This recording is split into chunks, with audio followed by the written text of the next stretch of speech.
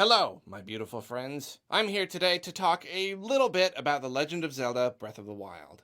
From the moment I first started it up and emerged from the Shrine of Resurrection, I knew that this was going to be a very special game. So perhaps unsurprisingly, when I finally got around to reviewing it, I really wanted to give it my all. I wanted to talk about nearly every aspect of the game, from its triumphs to its failures and everything in between. As you can probably tell by the length of this video, I did just that. There may be a few tiny stones I left unturned in the end, but it's really not many. For the most part, if I had an opinion on it, it came out. Now, I've been calling this a review, and you'll hear me continue to refer to it as such throughout, though I'm not completely sure that's accurate anymore. I mean, technically, yes, here I'm doing largely what one does in a review. But when I hear the word review, it makes me think of game critics telling people their thoughts on a game so that those people can make more informed purchasing decisions.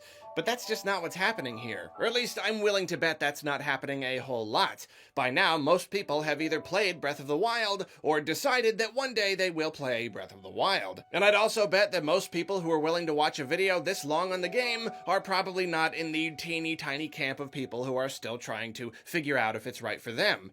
This is more of a breakdown of the game's design, a critique of all its pieces, sort of review, sort of analysis.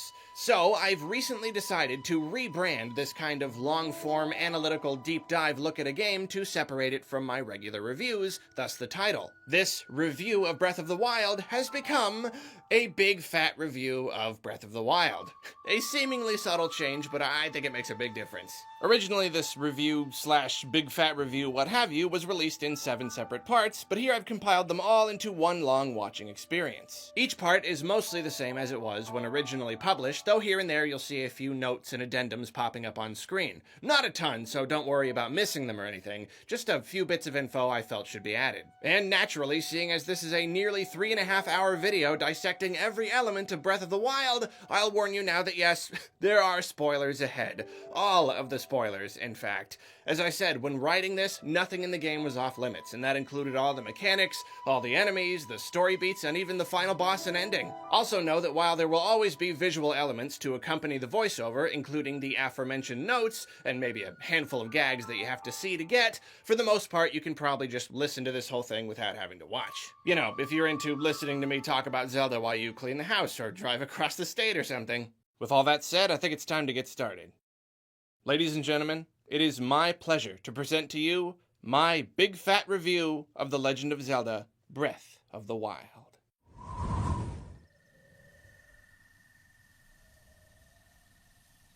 When Breath of the Wild was first revealed back at E3, back when we still referred to it as Zelda U, I watched the reveal teaser. Later that year, I watched the precious few moments of gameplay gifted unto us at the Game Awards. 2 whole E3s later, they gave us the full reveal trailer with the game's name and basic mechanics and some monsters and locales. And that was the stop of the Breath of the Wild preview tour where I got off. I did not want to see anymore. Unfortunately, stuff inevitably slipped through the cracks. Whenever a juicy new trailer popped up in a Nintendo Direct or something, I always peeked between my fingers here and there, and sure enough, every time I did, something was spoiled and I regretted it horribly. I've talked about this before, but if you're not aware, I am hypersensitive to spoilery material. To me, a spoiler isn't just, this character dies at the end, or it turns out it was all a dream. To me, a spoiler is anything that I would have delighted in discovering for myself. If I know everything there is to know about a game going in, every kind of guy I'm gonna fight, every item I'm gonna get, every place I'm gonna see, a lot of the magic is gone. The simple act of playing out a video game isn't the only important thing to me. I want a game, especially a game as huge and important as Breath of the Wild, to be like an experience, an event in my life, something special. So I went in as blind as I reasonably could as a guy who talks about games on YouTube. And I'll tell you right now, I'm so glad I did. Breath of the Wild is obviously a great game all on its own. Spoiler alert, by the way, it's a great game. But I'm not exaggerating when I say that an immeasurably huge amount of my enjoyment came from not knowing much going in. While I basically never like to know too much about any game, avoiding spoilers had never before meant as much as it did here. And that's because no other game I've played has contained such a wealth of delightful things to discover. You see, I'd always dreamed of this massive game where you could just go wherever you wanted and the world was beautiful and magical and you'd actually find interesting stuff. I would run through the world of Shadow of the Colossus thinking, this is so close. It was visually spectacular, it was enormous, it got my imagination running wild, But beyond 16 colossi, which you had to hunt down in order, and I guess like fruit and lizards and stuff to eat to increase your gauges, there was simply nothing to find. It was just a set. A really big, beautiful, amazing set, but a set. There was nothing really to do except enjoy the scenery. And of course, some other open world games have gotten close to delivering what I wanted. Take a game like Skyrim, for instance, which is huge, beautiful, filled with quests, and completely open for you to explore at your own pace. It's hard to pin down exactly why Skyrim didn't quite do it for me. I loved it, but it didn't contain that certain kind of magic I was looking for. It could be because most of the game boiled down to killing guys and looting them. Find a cave or a dungeon or a sewer or anything, run through it and kill the guys and grab all the loot. Plenty of surprising stuff to come upon, and that's why it was certainly close, but something was still missing. Breath of the Wild, though, is the game I was waiting for all those years. And really, it's surprising that it turned out that way. When Aonuma claimed that the Great Plateau, the huge, sprawling area available to play around in at hands-on events, was only about 1% of the total map, I think more than a few of us grew a little concerned. I mean, how much stuff can you possibly develop for a world that big? How can there be enough to actually do? Because it doesn't matter if a game world is 1,000 miles across if you're just running forever and not finding anything. But the Zelda team pulled it off. They made the world beautiful and teeming with interesting geography and ruined buildings and just a wide assortment of unique sights to happen upon, and they also packed it to the gills with dudes to kill and stuff to loot.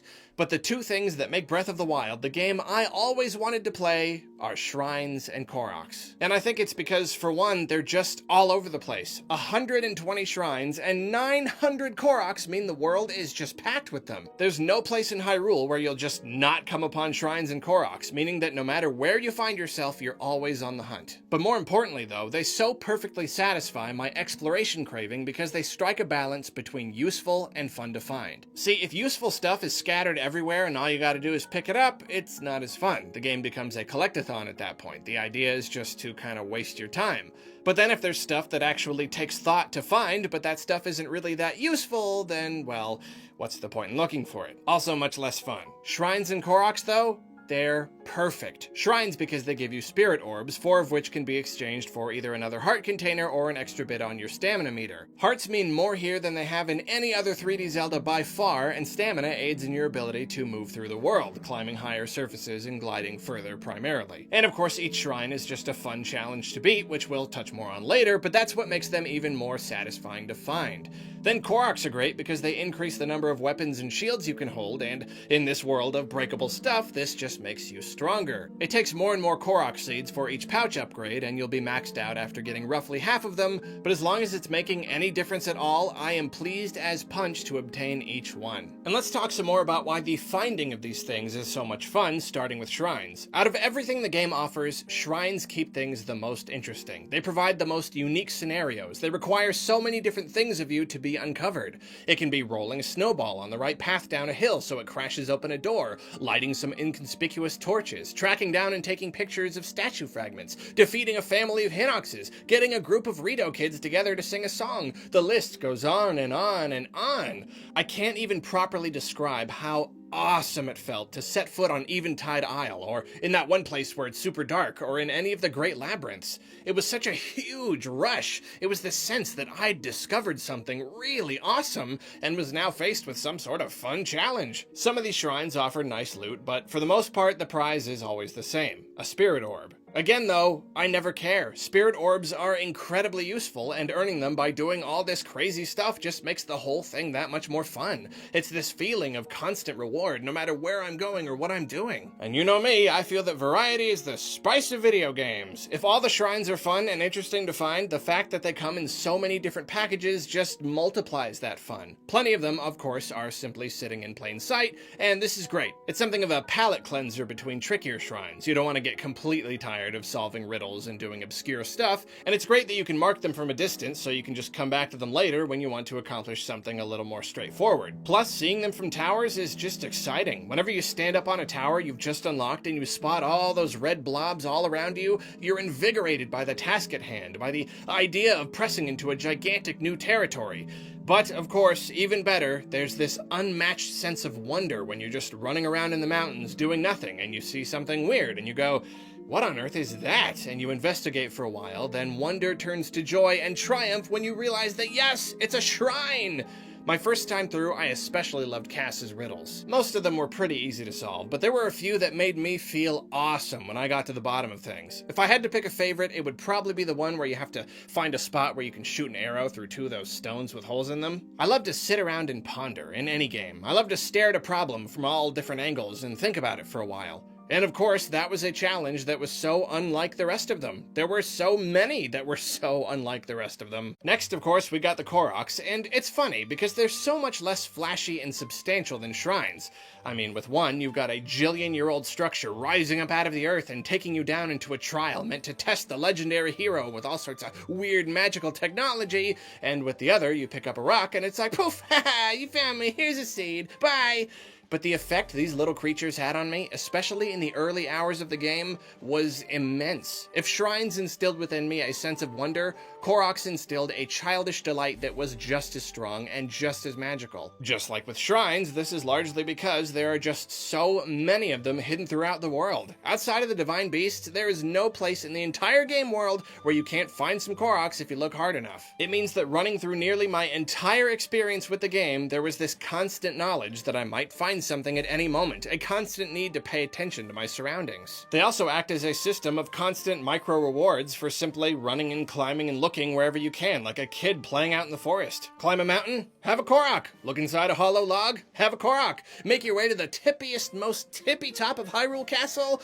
Well, look at that. On top of your own sense of accomplishment, how about a Korok for your troubles? No good deed goes unrewarded. Also, as it is with shrines, it's very important that on top of their immense numbers, there are also an immense number of ways to find them. There are so many that even now, after over 200 hours of Breath of the Wild, I am still not certain I've seen every kind of hiding place. Every time I think I've seen them all, I find something weird and poof, another one. Didn't see that coming, did ya? I called it childish delight because, like a child, is exactly how I feel when I track one of the little guys down. I feel like shouting, "Found you! Ha ha!" They turn this huge world into a great big toy, or a game on top of a game. Try to remember what it felt like when you were little and you opened a mysterious Christmas gift to find something cool inside, or you pressed a button on a toy and were delighted by what it did. For me, that's the same kind of feeling I get when I see something a little off and I go, nah, I'm sure it's nothing. But then I check it out anyway, and I fiddle with it, still going, no, I really don't think this is anything. I think I'm making this up. And then I put a rock where I feel like it should be, and poof! It was totally a Korok! And the kid inside of me squeals with glee like a toddler when their dad pops up from behind the couch with a silly face. And Nintendo knew this was how I'd feel too. It was completely deliberate. Why else would they include a victory chime in that little poof? It's straight up like one of those party poppers. It's meant to instantly hit you with that happy feeling of winning a prize. Shrines and Koroks may be the main attractions when it comes to exploration, but even beyond those, the game still has more surprises in store. And again, if I'd known about any of this ahead of time, none of it would have had a big impact on me. I had to immerse myself in the world and stumble upon it all naturally in order to really feel that sense of wonder. Here were some of my favorite surprises. The first time I came upon a Yiga foot soldier disguised as a traveler. I'm talking to some friendly girl, and suddenly she cheerily says something about killing the legendary hero, and I'm like, what now? And then she tells me she's gonna bring her master my head and turns into a stinking ninja and attacks me. I would have never seen that coming in a million years. It was so out of the blue, and really pretty scary for a Zelda game. It's just like, this is not a monster. This human person wants to murder me. Then the dragons. Oh man, this was a big one. I'm walking along one day and I spot some long little squirmy wormy thing up in the sky, way out in the distance. I can't even see what it is, and it disappears. Okay, weird. Later I'm walking and I see the thing closer and I see, oh, what is that? I look a little bit, and oh yeah, it's a big dragon just flying around on its own. I have no idea if it's good or bad or wants to eat me or just wants to chill up there. But really seeing it for the first time gave me goosebumps. It was incredible. It was one of those really intense this game moments. You know, when you're really blown away by a game and it just keeps surprising you and you can only go, this game, man, this game. Then later I'm doing stuff up on the northern edge of Death Mountain and suddenly there's a strange breeze. Huh, I wonder what— Ah! The divine beasts were similar to the dragons. I had no idea at all that they existed, not a clue, and I'm so glad, because finding these things and coming to terms with the fact that there were utterly gigantic robotic beasts just chilling around Hyrule was mind-blowing. It was the kind of pure, just coolness that I adore. Va Medo hangs out up in the sky, and it was always this weird little speck that I had no idea what it was. I even remembered seeing it in trailers and stuff, just this weird little thing hanging up in the distance. And at some point, I finally got close enough to get a good look at it, and holy cow, it's a bird. It's a giant robot bird. I am not getting near that thing. Then you've got Va Rudania, which circles around Death Mountain, and this one was fun. It was a happy coincidence that for a very large amount of the game, it just happened to be on the other side of the mountain whenever I looked. Because then one random time, I'm just surveying the landscape, and I look at Death Mountain from super far away, mind you. Just looking at this gigantic mountain rising up out of the earth, the tallest point on the map, and suddenly something starts moving. A creature, easily visible from where I am, is crawling around the mountain. And the feeling in my gut is equal parts wonder and horror. Another good horrific one was the first time I saw Lionel. The Zora just kept telling me about some beast way up on the mountain and how I would need to go get shock arrows from it. This in itself was scary and weird because they were talking about it like a beast. An animal, and animals don't have the capacity to shoot you with a bow and arrow. Only sapient creatures can do that. So what in the heck was this thing anyway? The anticipation climbing up that mountain was intense. Turning the corner, I had just absolutely positively no idea what I expected to see.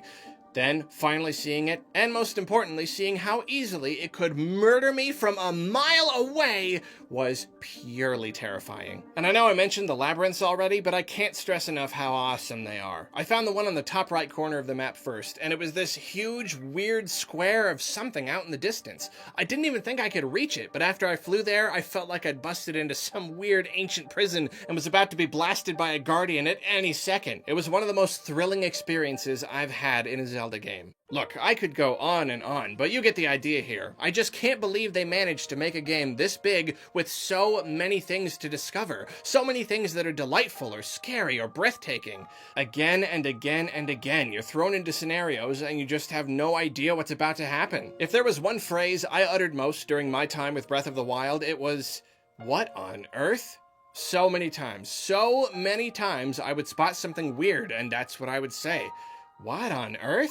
What is that? And running ahead to find out was always a magical feeling. There's still a lot to talk about with this game. Combat, art style, story, all that video gamey stuff. But I don't think any of it's as important as that magic. It's what makes the game more than just a great game. It's what makes it a special game. An experience that I'll probably carry with me for the rest of my life. Because even if Nintendo or another developer makes another game that's just as magical, or even more so, Breath of the Wild will always be a first. Exploration has always been one of my favorite things about video games as a whole, and Breath of the Wild will always be the first time exploration in a game was everything I wanted it to be. The first time I played a game that I had previously only dreamed of.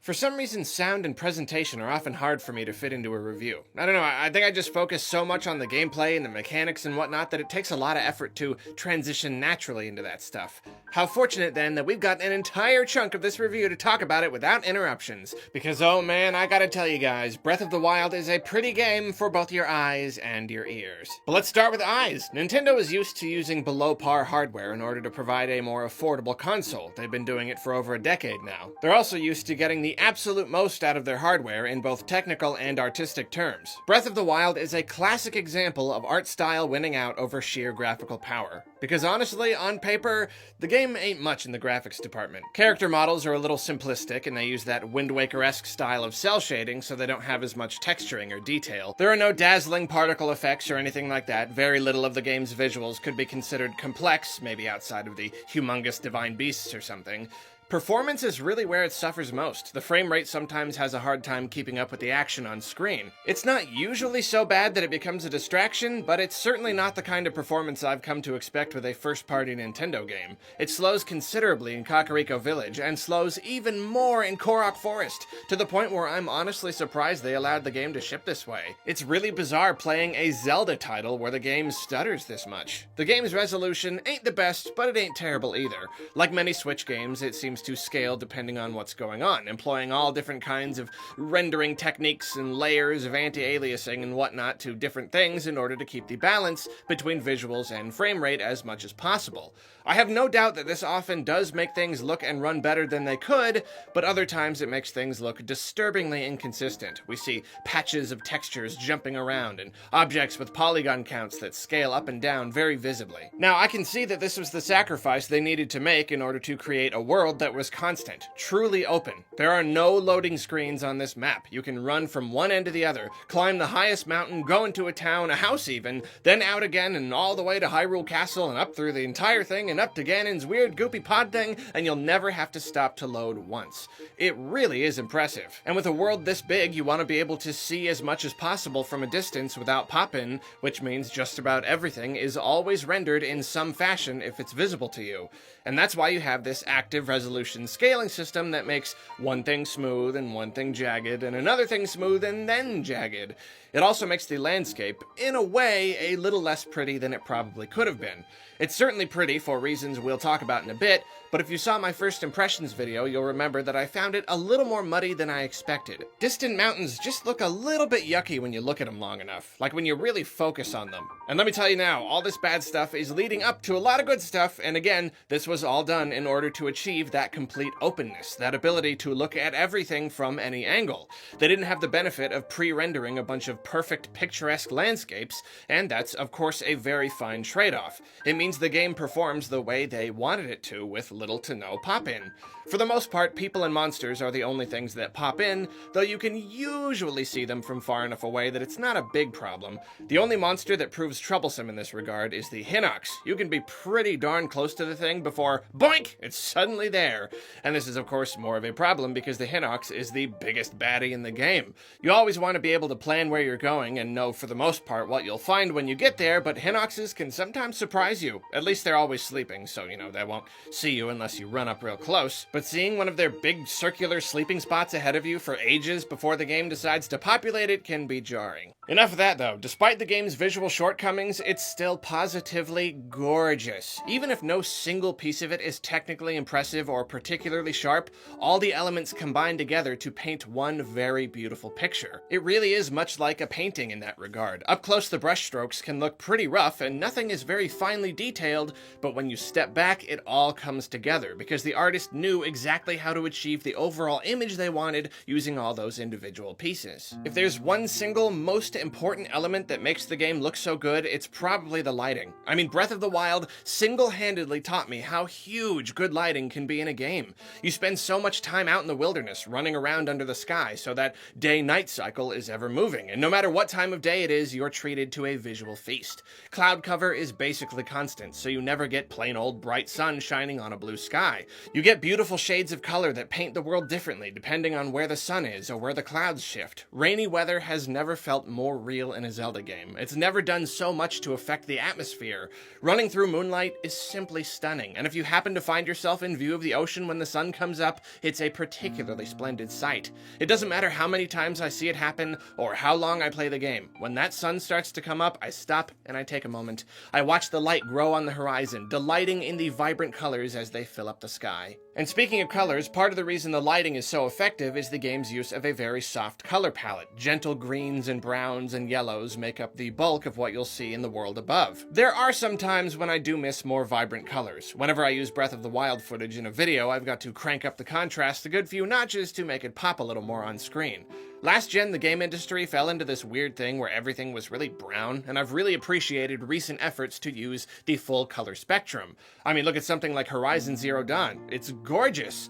However, Breath of the Wild's minimalistic use of color helps achieve two things, and in fact, these are two things that the game does on a broad scale and that run through every aspect of its presentation and sound design, as you will soon see. Sticking to the subject of color for the time being, though, the first thing is that the game has this theme of age, of history. I can't exactly think of one word to describe it, but it elicits feelings of time gone by. The soft color makes it look like old film or an old photograph or a painting. It feels like it comes from a time when people just didn't have access to bright, high-contrast colors in visual mediums. This is a reflection of the state the world is in. Hyrule was ravaged by Ganon's forces so long ago, and much of the game is about tapping into the past, recovering memories, accomplishing tasks that others couldn't 100 years ago. Time has passed, but in terms of civilization, the world hasn't really been able to move on and completely heal. It's basically just as it was back then, much as though it were a photograph. The other thing the game is going for, and that is very much supported by the color palette, is establishing atmosphere. Now, the interesting thing here is that up until now, atmosphere in a Zelda game pretty much meant one of two things: happy or scary. The atmosphere being established was either the bright, happy cartoonishness of Wind Waker and a few others, or the dark, eerie foreboding we saw in games like Majora's Mask and Twilight Princess. But Breath of the Wild is different. The atmosphere it creates is one of serenity. It's relaxing, it's peaceful, it's beautiful.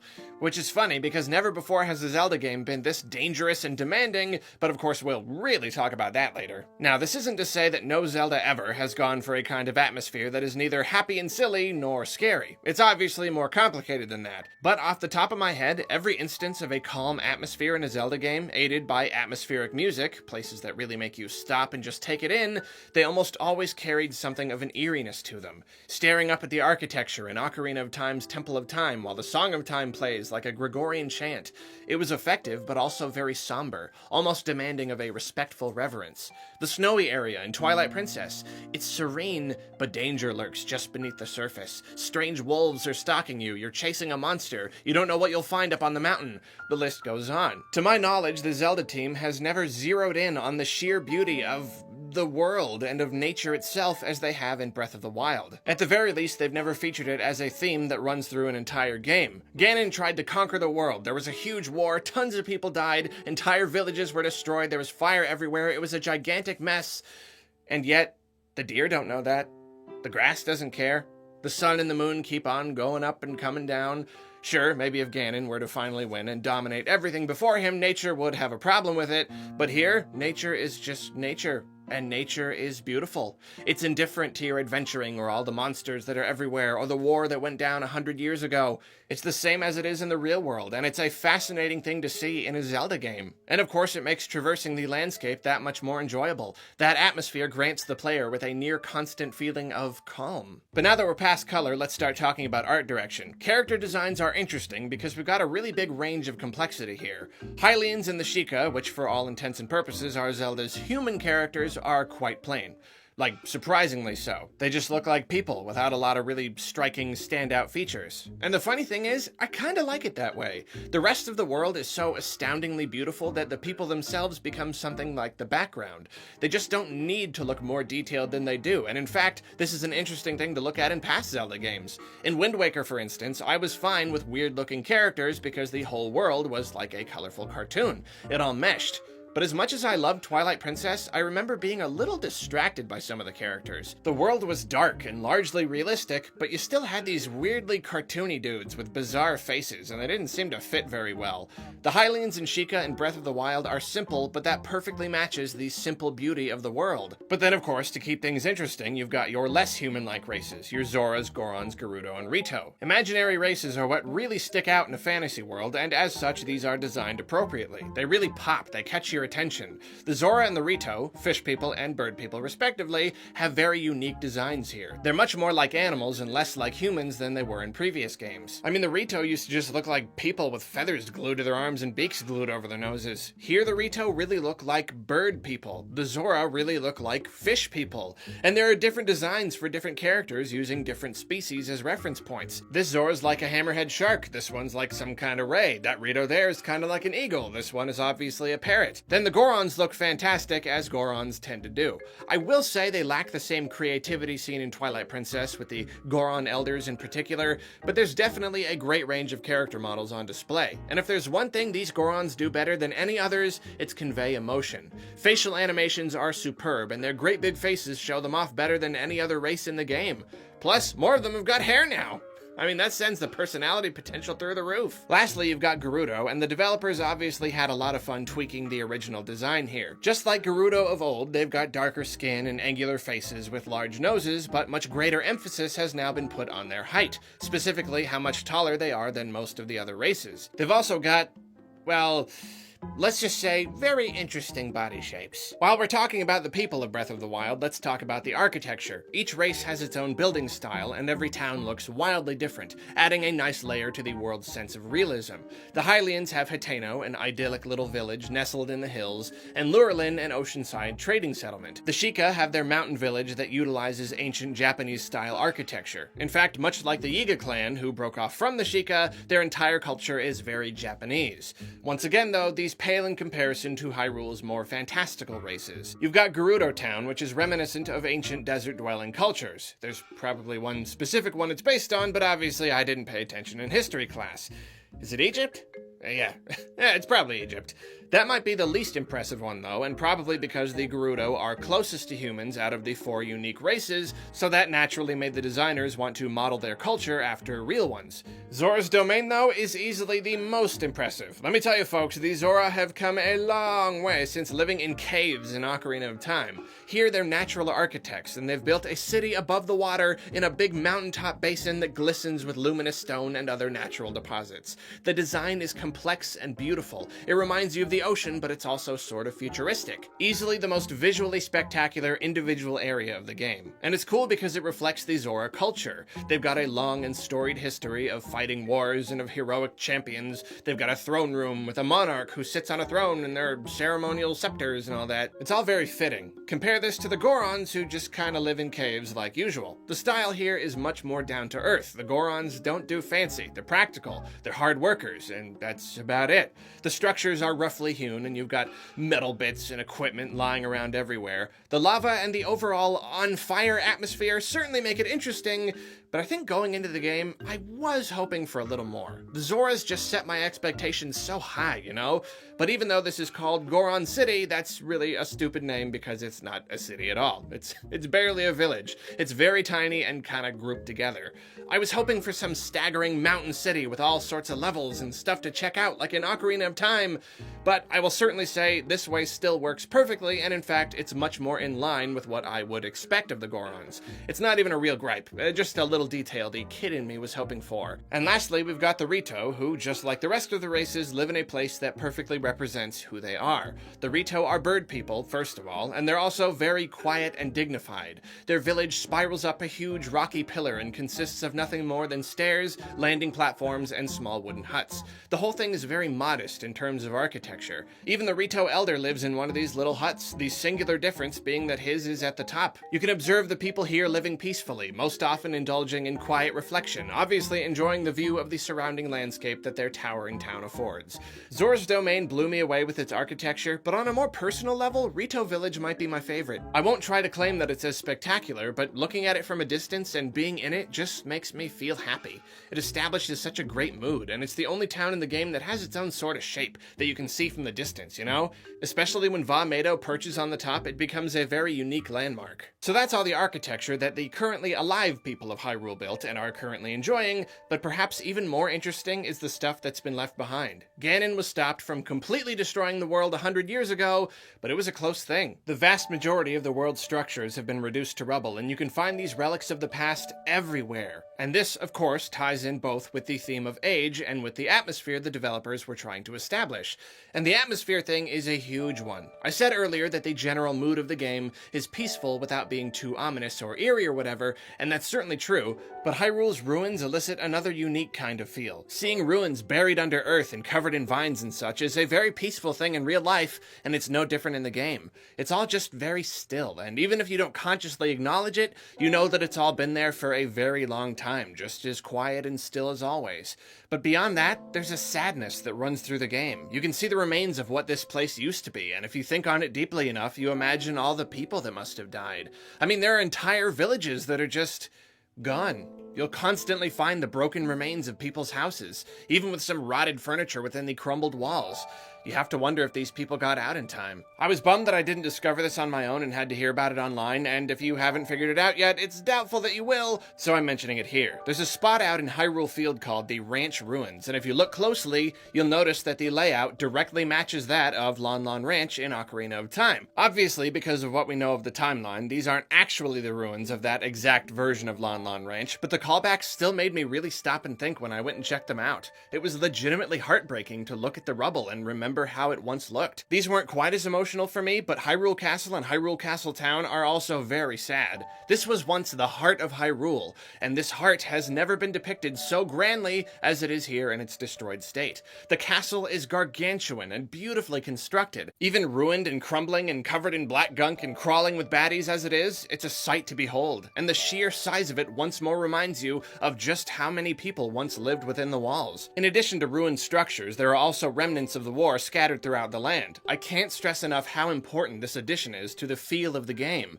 War hasn't come up much in Zelda games. A few are referenced. We know people once fought over the Triforce. We know Hyrule's Royal Guard have been wiped out a few times. But for the most part, when there's fighting to be done, the hero does it. No one else really takes part. But places like Fort Hiteno make the war 100 years ago real. This time around, there's a tremendous amount of tangible evidence that the people of Hyrule once had to really fight for their lives. And if you ask me, that makes the lore so much more effective on an emotional level than that of any other Zelda. Lastly, I want to talk about the Temple of Time, because I feel that it's really important in establishing the tone of the game. We're used to the Temple of Time being important. You find the Master Sword there in a number of games. It houses the entrance to the Spirit Realm, for Pete's sake. In Breath of the Wild, it's one of the very first things you're drawn to. From the very start of the game, you get to see this Zelda landmark in ruins. It's still technically standing, but it's clear that it's broken beyond repair. The roof is falling in, there are bokoblins squatting inside. It's where the old man eventually reveals his true identity, and it's got one of the game's many statues of Hylia, but that's it. You don't come back later and restore it. You don't travel through time to when it was still intact like in Twilight Princess. You don't do anything with it, because it's ruined. It was destroyed in the war, and just like most of Hyrule, now it's nothing. And this realization was heavy for me. It communicated, perhaps better than anything, the extent of the damage caused by Ganon and the senselessness of war. But wait, Arlo, you might be saying, you said earlier that the other games establish bad vibe atmospheres, whereas Breath of the Wild focuses on serenity. What about all this sad stuff you're talking about? Isn't that a pretty bad vibe? Explain yourself. Well, you see, the difference here, and this is completely genius, is that the sadness on display in this version of Hyrule is purely implicit. This game doesn't establish a mood by messing with the lighting or making you all ooged out with ominous music. It doesn't try to scare you or force you into feeling any negative feelings because it's all visual. It's all implied. When you see the remains of a town or Lon Lon Ranch or whatever it is, your own imagination and empathy are what make you feel something. Especially considering all this is set against that very peaceful backdrop with its relaxing music, it should be very easy to feel nothing but pleasure while you move through the world. But I, at least, have never felt emotions this strong while running through a sunlit field of flowers while I'm serenaded by a delightful piano score. We've got a few more things to cover before we move on to that score, though. Even apart from the land structures, intact or otherwise, the land itself is beautifully constructed. Again, it's not so much a graphical horsepower thing. Nothing in the game looks better than something from Gen 7, and in fact, I've played plenty of Xbox 360 games that look loads better. Though, to the game's credit, the rocks look great. I don't know why they put so much detail into the rocks, but man, look at that rock. Point is, though, the world is gorgeous because of style and composition. There are certainly some recycled assets here and there. You'll spot a few rocks or whatever and be like, yeah, I've definitely seen those around a few times. But for the most part, the entire world looks as though it was figuratively handcrafted. Every hill and valley and mountain, the different ways the plants grow and the trees group together, the different rock formations, it all feels so real. It feels so much like you are walking through a real fantasy landscape rather than a collection of areas compiled compiled by a team of programmers. Nature and landscape and all that in previous games has always been more of an artistic affair. It seemed as though it was all designed by designers who draw out images and help create assets. It always looked great in its own artistic way, don't get me wrong, but it's clear that this time they spent ages studying how nature really works, how a landscape is actually formed geologically. We've had snow places and lava places and desert places and all that in Zelda games before, but never has it felt like I was truly scaling a volcano, or a snowy mountain, or running across a sandy wasteland. Much of this is because of reasons we won't touch on quite yet, but so much of it is plain old incredible design. Much like in our own world, when you're in the middle of nature, you can look in just about any direction and you've got yourself one heck of a painting. There's beauty to be found in every corner of the map. Forget the shrines and the monsters and saving the world and all that junk. I've never been so absorbed by a game's world alone before. Never have I so thoroughly enjoyed just being in it. Skyrim and Shadow of the Colossus came close, those games were really gorgeous, but something about Breath of the Wild's particular style edges them out. When I was a kid, I used to boot up Ocarina of Time just to start at Kakariko Village and climb all the way to the very top of Death Mountain and sit there for a while, admiring the landscape, watching the sun rise and set. It was the first time I ever wanted to be in a game, and Breath of the Wild is probably the only case where that feeling has ever come back just as strongly. Not much more to cover in the visual department. Monster designs and animations are stellar as always. The designers gave each of the lesser baddie races that hang around camps and whatnot their own body language, and it gives them a great sense of liveliness. They're all very expressive. The Lizalfos in particular are fun to watch, with their chameleon-like eyes darting around and their hunched composure and the way they curiously tilt their heads all around like birds. The bigger enemies like Hinoxes and Lynels aren't as pleasantly expressive, but they're still well designed. Especially the Lynels. Talk about intimidating. Not as much enemy variety as I would like. Sometimes I do get a little tired staring at the same handful of guys throughout the whole game, but at least what we've got is awesome. Each and every baddie feels really unique and fun. Guardians, shrines, and all the futuristic technology contained within shrines are awesome because they help solidify the game's themes by, interestingly enough, acting as strong contrasts to them. Guardians and shrines are the polar opposite of nearly everything we've been talking about. Most of the game uses soft, warm colors, everything is made of wood and stone, it all feels very natural. So seeing one of those metal monstrosities skittering around like a spider with its glowing blue eye and its laser beam attack helps heighten tension on top of the tension that naturally comes from confronting a dangerous foe. These things are clearly unnatural, they clearly don't belong here. And it's great because we know that these are very old and yet they're futuristic because of the cyclical nature of Hyrule's tech. Things become very advanced, then for whatever reason it all gets left behind for later generations to rediscover. We've seen it in a good number of Zelda titles now. Shrines are fun because they're kinda eyesores. They're these nasty little glowing protrusions dotting the landscape. They were put in place here by much more advanced people, and the rest of the world has since gone on around them. When you step onto that elevator, you leave your world of open sky and green grass and frolicking deer and instantly find yourself in a world of metal and machines and sharp blues. And blue is, of course, the least common color in nature. Even Breath of the Wild's sky isn't as blue as it could be with its constant cloud cover, so blue is all the more effective here at representing things that come from a very different time. And with such a large game featuring so many things to do above ground, shrines with all their blues and machines work to break the game up visually. They sort of refresh your palate with a new set of flavors every once in a while, so you don't get tired of the more natural grass and sand and snow and all that. The game would have been perfectly fine without all the future-y tech stuff, but it adds such a delightful variety to the visuals that it makes the whole experience all the more rich. Also, let's not forget that it's just plain cool. Skyward Sword featured a lot of cool tech stuff, but Breath of the Wild takes it to a whole new level. When you're down in a shrine fighting robots and navigating through lasers and powering machines using big electrical balls, you're basically playing a sci-fi game. And though I doubt it will ever happen, it makes me even more hopeful that maybe someday we'll get a Zelda game that takes place during one of these eras of advanced technology.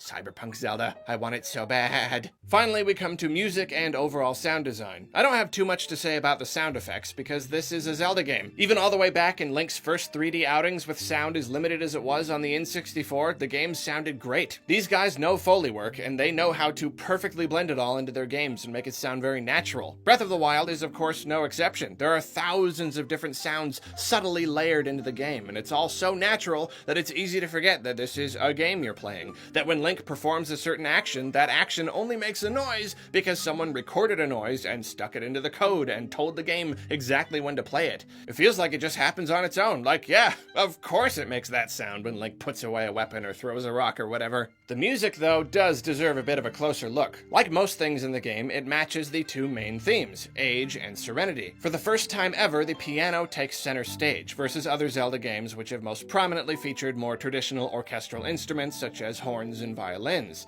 And music may be another department that Zelda has always excelled in, but never has it been so subtle and natural. Just like the open world with its lack of barriers and loading screens, the music never really ends. It just changes. It moves with you, reflecting your surroundings. And since so much of the surrounding world is filled with serenity and beauty, the soft piano tunes reflect that most often. There are indeed higher tempo songs and ones with stronger melodies and all that, but for the most part, the music in Breath of the Wild takes something of a back seat. Whereas past Zeldas featured a lot of music that had you humming along, this game wants as much as possible to add to the mood without you really thinking about it. Familiar melodies are present, but they're often folded into the music in less noticeable ways, and sometimes it took me a little while to catch them.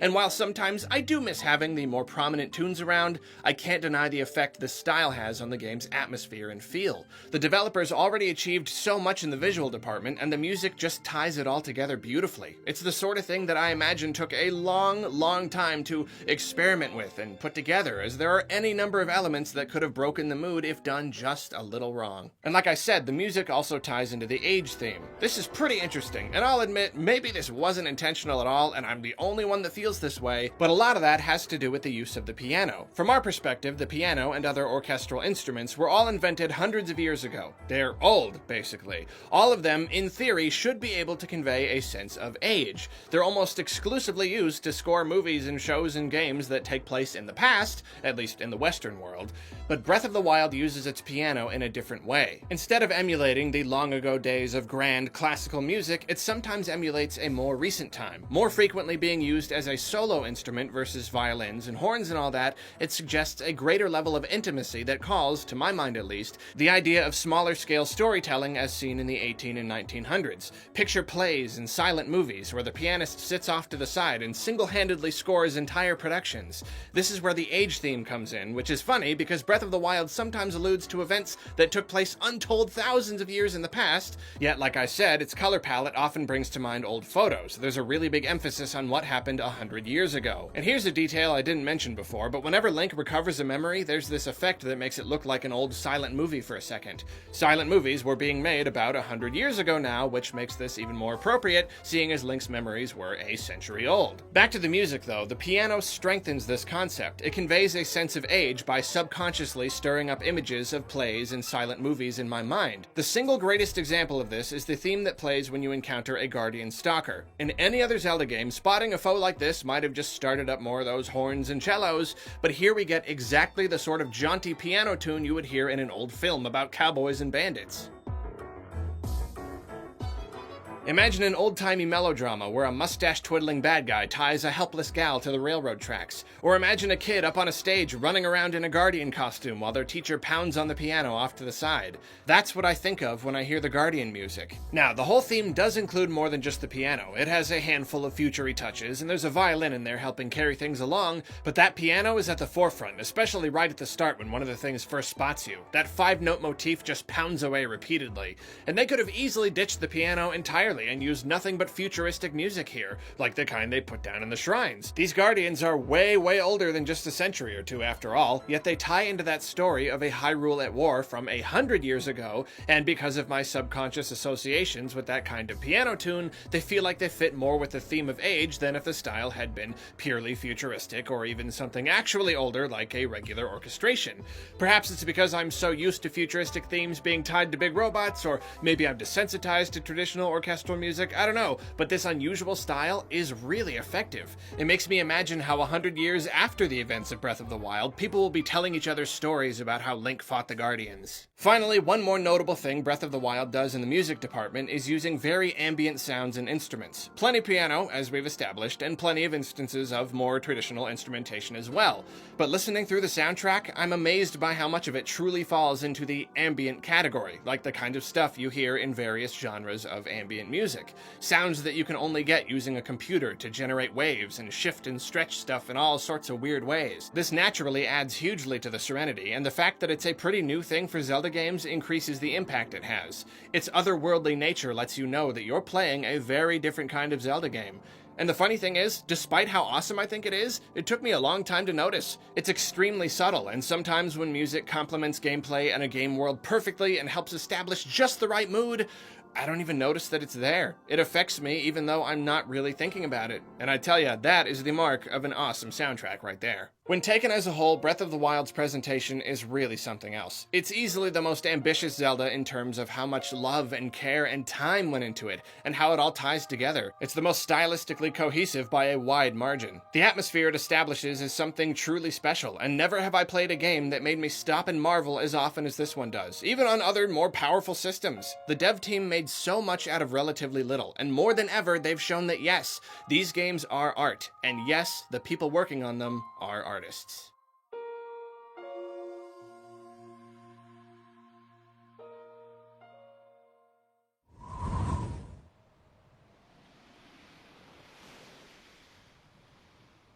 When we first learned that Breath of the Wild was going to feature a sprawling open world and that very little would ever stop you from going exactly where you wanted, I worried about the story. Story is very important to me in my Zelda games. The plot and all the twists and turns dramatically increased my enjoyment of Twilight Princess, and the weak plot, despite a few good lore revelations throughout, decreased my enjoyment of Skyward Sword. Thing is, good story is much easier to pull off in a game with a linear structure, which is what each 3D Zelda leading up to Breath of the Wild had. The plot points happened in a certain order, and certain areas were blocked off so that the story unfolded as you gathered items and opened them up. Open world games, though, much more difficult to pull off. Story beats have to happen without affecting the world too much so that the gameplay stays consistent. If you can go anywhere at any time, how do you effectively utilize your environments and your scripted events? How do you lead the player to each plot point without making it feel really unnatural? So when I learned about Breath of the Wild's open nature, I thought, well, surely this can't have much of a story. Then when I learned that you can cruise on up to Ganon at any time and that the only barrier is your own strength, I was like, well, that's it.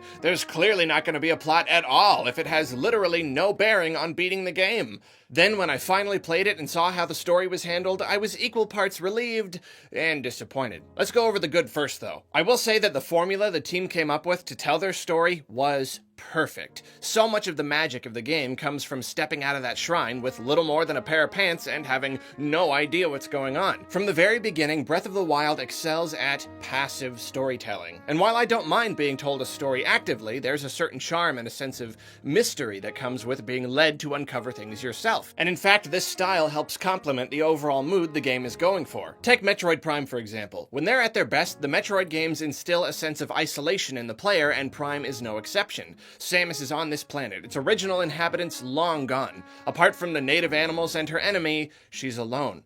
The plot is one of simply finding a way to thwart the plans of the space pirates. The story, though, is told passively through scanning runes and log entries and through simply observing the world around you. Slowly uncovering what happened on the planet in this manner is somehow more rewarding because it's optional. Figuring stuff out on your own rather than being explicitly told everything through mandatory cutscenes comes with a sense of accomplishment. You feel like you're the one driving the story. Breath of the Wild is very much the same way. Right at the beginning of the game, you're given a little info about what happened 100 years ago and gently pushed in the direction of the next plot point in Kakariko Village. From there, you're sent to the four corners of Hyrule to free the Divine Beasts so that they can help you blast Ganon. Beyond the execution of these four tasks, which you could call the plot of the game, the series of events that lead you to the end credits, the story is told in three main ways. The first one is the traditional one, cutscenes, mainly the ones that you get when you talk to old Manny McKinghost and Impa. These fill you in on the basics. 100 years ago, Ganon was gonna kill everyone, so the people dug up all these cool old robots to fight him with, but then he turned all the robots against them, and Zelda had to trap the old mania in Hyrule Castle. Link was hurt at some point and put in a weirdo chamber with only his undies, and that's how stuff got started. These scripted bits are very few, mostly just at the start of the game when you talk to these characters, but they contain some flashes of very great awesomeness. Some of the shots of the Guardians destroying villages are just terrifying, very exciting stuff. But like I said, there aren't a lot of these, and as such, they leave a lot to be desired. desired, but I'll come back to them later. The second way the game tells its story is the most passive. It's through the accounts told by the game's characters and through observation of the world, through talking to all the various NPCs and completing quests, and even looking at all the ruins and such scattered across the landscape, you start to further piece together what happened to Hyrule. One excellent example of this passive storytelling is finding the diaries of the princess and the king in Hyrule Castle, as these also offer character development. The third way is the most important, and it's something of a mix between the two other ways: tracking down Link's memories. First off, can I just say that I adored doing this. With a world so huge, trying to find specific spots based on the pictures someone gave me was loads of fun. Some of them required closely looking at the landscape to try and ascertain where they might have been taken. The real point is, though, this is a perfect way to tell a story in a huge open world. This is a terrific way for the player to take it in at their own pace, and it also gives them that sense of accomplishment I was talking about. You're not just told the story here, you earn it. These memories fill us in on what went down 100 years ago, and also act as something of a puzzle and a collectible. They are very naturally married to gameplay and to pure exploration. In broad terms, this all sets up what might just be the best story in Zelda history. For starters, this Ganon isn't your run-of-the-mill Ganon. He's given up on resurrection and reincarnation and has assumed a mindless, enraged spirit form. This might be the biggest Ganon development since he first turned into a giant pig. It's a unique and very fitting take on the villain, and I think it's incredibly cool. Then the idea that the people of Hyrule dug up all these crazy robot things from a fight with Ganon thousands and thousands of years before, that's just great. The game gives a sense of history that we've never seen in any other Zelda game, and really drives home the idea of a cyclical Zelda universe as established in Skyward Sword. In fact, it offers a pretty mind-blowing revelation. Up until now, every Zelda game has fit on one of the branches of the timeline, but this game references events from multiple timelines. That should be impossible, until you realize that this game could take place so far in the future that some of these events have repeated themselves, that in a land doomed to repeat a cycle of war for eternity over a long enough time, any number of events can by complete coincidence happen the exact same way. Maybe Breath of the Wild isn't set thousands of years in the future, but millions. What if we can't even fathom how long this cycle has been repeating? So of course this branch of the timeline had its own Wind Waker and its own Twilight Princess at some point, and this was crazy to realize. Then the whole idea that the world was all but destroyed by Ganon and now its people are basically living in the rubble, that what we're seeing is a ruined Hyrule that was once supremely glorious? That's incredible stuff. Breath of the Wild's story setup is refreshing, it's bold, it's exciting, it's thought-provoking, it's beautiful, it's more than I could ever ask for in a Zelda game. But here's where things start to fall apart. Despite having a perfect format for telling its story, and despite having a terrific foundation for a story, the overall story that Breath of the Wild ends up telling in the form of a plot is sorely lacking. The problem appears to be a lack of effort on the part of the dev team, whether because of a lack of ideas or simply a lack of time. These memory cutscenes, which are the lifeblood of the game's story, just don't tell us much of anything. They don't reveal any important details or show us any of the exciting events the game refers to constantly. Basically, they all just boil down to lightly touching on, again and again, the basic concept of Zelda and the Four Champions. They were hired to pilot the Divine Beasts, and Zelda's supposed to do something with her magic god powers or the Triforce or whatever to stop Ganon, but she can't figure out how to do it. Like, that's it. That's all these cutscenes ever say. One will be like, gee, Zelda's been praying up on the mountain a long time, I hope she could figure out how to use her powers, and another will be like, I don't know what to do, I don't know how to use my powers, and the next one will be like, yes, we have our Divine Beasts, but Zelda still needs to figure out how to use her powers. They all just involve the characters sitting around and talking to each other. There's no development, like ever. Breath of the Wild's story is all about living in the aftermath of a bunch of crazy stuff that went down, but it's a little too lazy to actually show you any of it. Any part of the greater story that can't be told through a group of people talking to each other has a slim chance of actually being shown to the player. I mean, look at one of the last memories you unlock. The whole game, we're told that Link suffered a mortal blow, which was why he had to be put in the regeneration chamber for 100 years. And I'm thinking, man, can you imagine the battle that could actually kill Link, like canonically kill Link? The blow must have come from Ganon himself. It must have been the most epic showdown in all of Zelda history. The whole time I'm just so intrigued by the idea. My imagination is running wild with it. Then it finally happens. I unlock a memory that shows me what really happened all those years ago.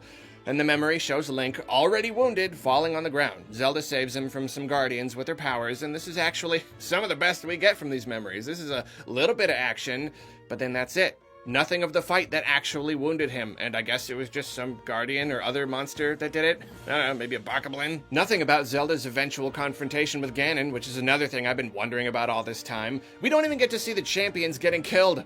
I mean, not that I'm super into watching Zelda characters get killed, obviously, but that would have been some great cutscenage. Actually getting to see them all in action, fighting, doing what they've been talking about doing for the whole game, instead of just sitting around and having a chat. I'll swing back around to the story when it's time to go over the ending, but right now this is a perfect time to talk more about those characters. This is another huge missed opportunity. I've always felt that Zelda games didn't do enough to utilize its various races. I've always been fascinated by the Zora and the Gorons especially, and I've wanted them to have bigger roles to play. On the surface, Breath of the Wild is everything I've ever wanted. The races all have a real place in the world, and that's great. These champions were all chosen to represent their races because they're the baddest dudes around. They're awesome warriors, and their designs are really cool, and they're gonna pilot giant magical robots so they can fight Ganon? Like, holy cow, that's the coolest thing ever! We've got a Goron and a Zora and a Rito and a Gerudo, and they're this super tight team, and they're actual characters! But, sadly, none of this is fully realized. Uneventful and borderline lazy cutscenes would have been easier to swallow if the writers had at least taken the opportunity to develop the game's characters, but they just didn't. Too often we're told about how awesome these champion guys are, but we're never shown, and that's storytelling 101. We never get to see them fight, or work as a team, or do anything with their divine beast beyond hitting the big red button to line up the shot at Ganon at the end. By the end of the game, there's still nothing more than these broad anime archetypes that you understand fully within the first 2 seconds of each one talking. And yes, the Champions Ballad DLC does help a tiny little bit in this regard, but still not nearly enough. And plus, rounding out your characters is something that needs to be done in the main game. I'm not normally so critical when it comes to Zelda characters. The thing about Nintendo is that, at least from how it looks where I'm sitting, they don't seem to hire writers the same way that other companies do. They don't track down novelists and screenplay writers to help them develop their stories and characters and write dialogue.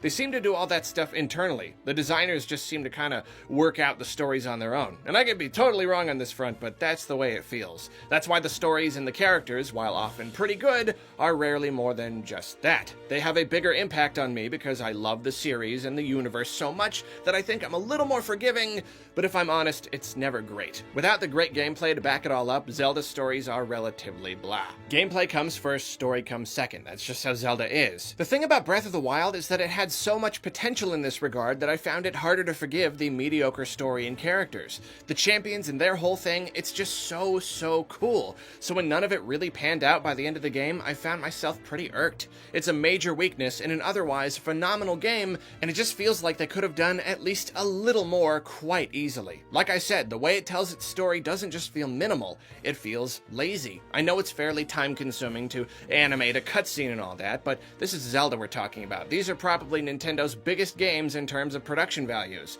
Plus, I know a lot of the development time went into building the world and the physics, so the story probably came pretty late in the cycle, but the game was also delayed quite a bit so that it could land on Switch at launch. It's hard for me to believe that they couldn't have fit in a little more interesting story stuff in that time. I can't shake the feeling that they didn't do more because they didn't have to do more. They knew they had the biggest, best Zelda game ever on their hands, so well, what did the story matter? Again, I could be wrong, but that's how it feels sometimes. To the game's credit, not all is completely lost in the character department. While we don't see enough of her for her character to really develop, per se, I do like this game's take on Princess Zelda. We've seen her bounce back and forth between younger and more lively, and older and more serious, but this one's fairly unique. She's an older teen / young adult, and she's very science-minded. Her father keeps pressuring her to wake up her powers, since many feel this is the only way they can possibly beat Ganon, but since she can't seem to get the hang of it, she wants to spend most of her time studying the Guardians and the Sheikah Slate.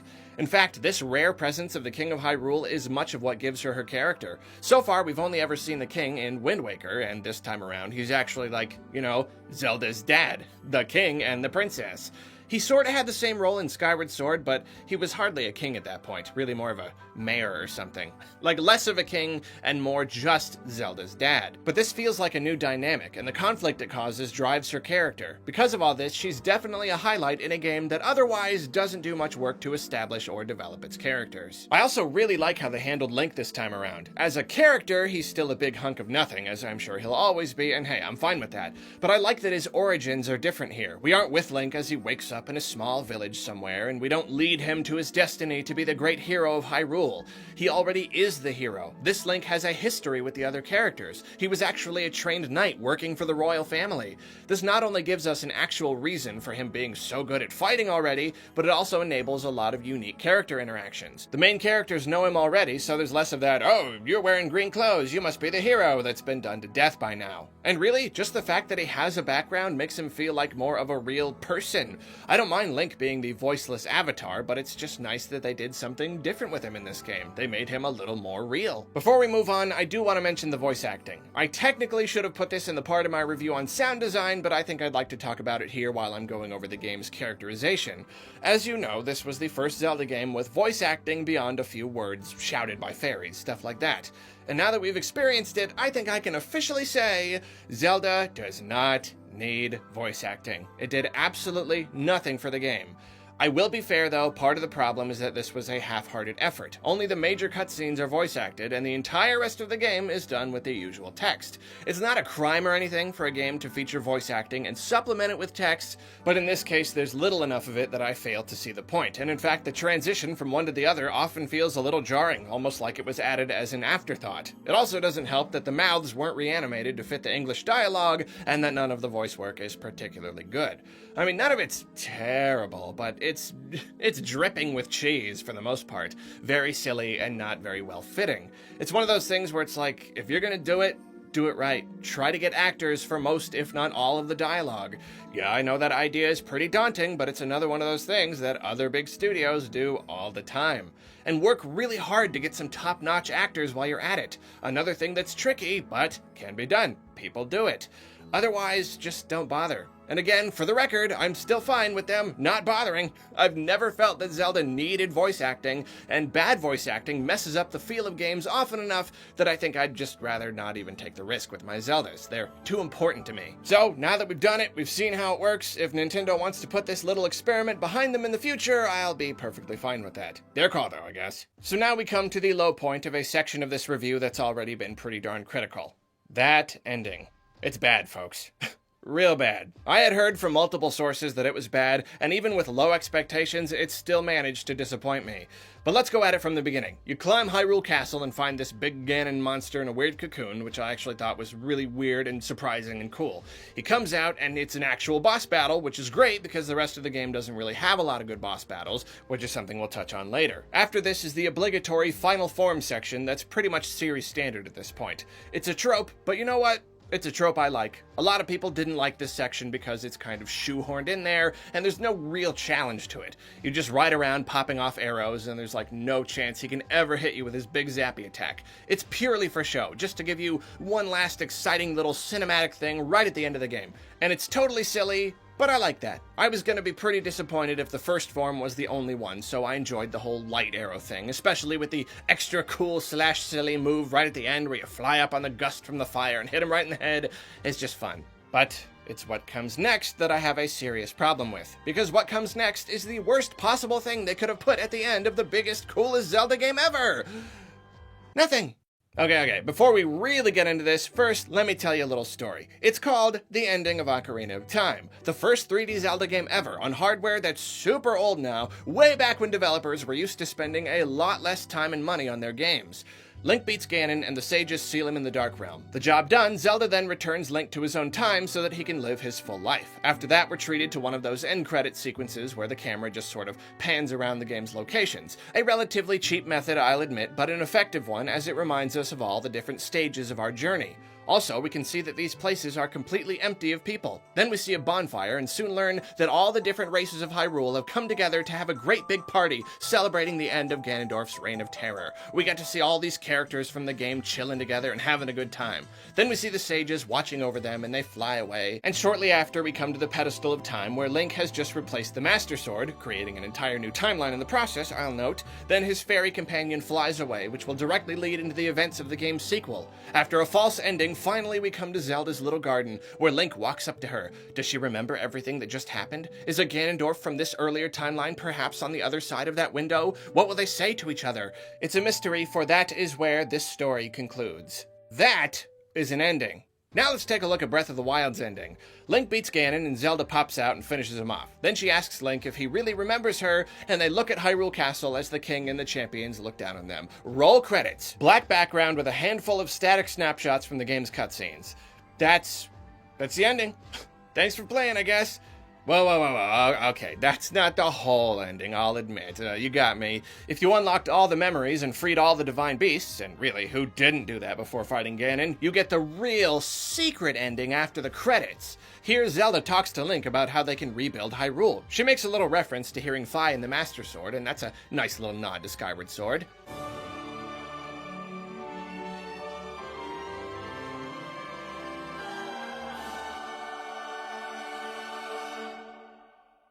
You've got to be kidding me. I can't even necessarily call Breath of the Wild's ending bad. Bad suggests a certain lack of quality in something, but how can something be bad if it doesn't exist? This is an ending only in the sense that it's where the game stops, but it certainly doesn't conclude anything more than the most obvious Link must beat bad man conflict. The bland laziness present in Link's memories is at its most ludicrous in the ending. I mean, this is the ending. You couldn't spare just a little bit more effort to leave us feeling satisfied? We want to know what really happened after Ganon was defeated. How did the people of Hyrule feel? What did Impa and the Sheikah have to say about all this? How did Zelda go about restoring Hyrule Castle and reassembling the royal family's forces? What did they end up doing with the divine beasts? Give us something, anything. And I really wasn't looking for a ton here. A very small amount of effort would have gone a very long way, even if it was just a few little animated bits that showed us what the characters got up to after Link beat Ganon, like we saw in Twilight Princess. Just something. Anything other than nothing. Unfortunately, I can't say the ending doesn't fit with the rest of the game. It's a fitting end to a plot that doesn't really do much. It's a fitting cutscene in a series of cutscenes where nothing happens. Again, the obvious potential of the game and the strength of its concept are what make all this so hard to forgive. It feels like this could have been the best Zelda story 10 times over, a true evolution of Zelda and storytelling, a series shift just as large and important as the overhauled gameplay. Also, I usually try not to let trailers get my expectations up too high, and I try not to necessarily judge games based on how I thought they would be because of the trailers, and I instead judge them, by their own merits. But I will say, this game tricked me. The trailers for Breath of the Wild pulled snippets from every little exciting bit in the game and gave a very wrong impression of how it would ultimately be. And I know that's what all trailers do to some extent, but this took it too far. In the main trailer, we saw legions of guardians laying waste to Hyrule. We saw a giant, horrific spirit Ganon swirling around Hyrule Castle. We saw Link embracing Zelda as she collapsed, weeping in the rain. We heard parts from all these exciting monologues and saw all this crazy stuff happening. And I personally thought, holy cow, some crazy stuff happens in this Zelda. This is like a big action movie. But then I got the game and saw that no, that stuff in the trailer was basically it. The trailer just took bits from the very small pool of exciting stuff the game actually has to offer. And like I said, that probably shouldn't affect how I view the game now, but I have to admit there's a tiny little part of me that's still pretty miffed about it. At this point, though, what's done is, unfortunately, done. The game's secrets have been thoroughly plumbed, and the DLC ended up doing little to improve the game's story and characters. But, at the very least, we can all hope that maybe it really was just a lack of time, and that Breath of the Wild will eventually get its very own Majora's Mask equivalent. Hopefully, the next time the Zelda team has a great new idea for a story, they're given the proper time to develop it into something that lives up to Zelda's pedigree.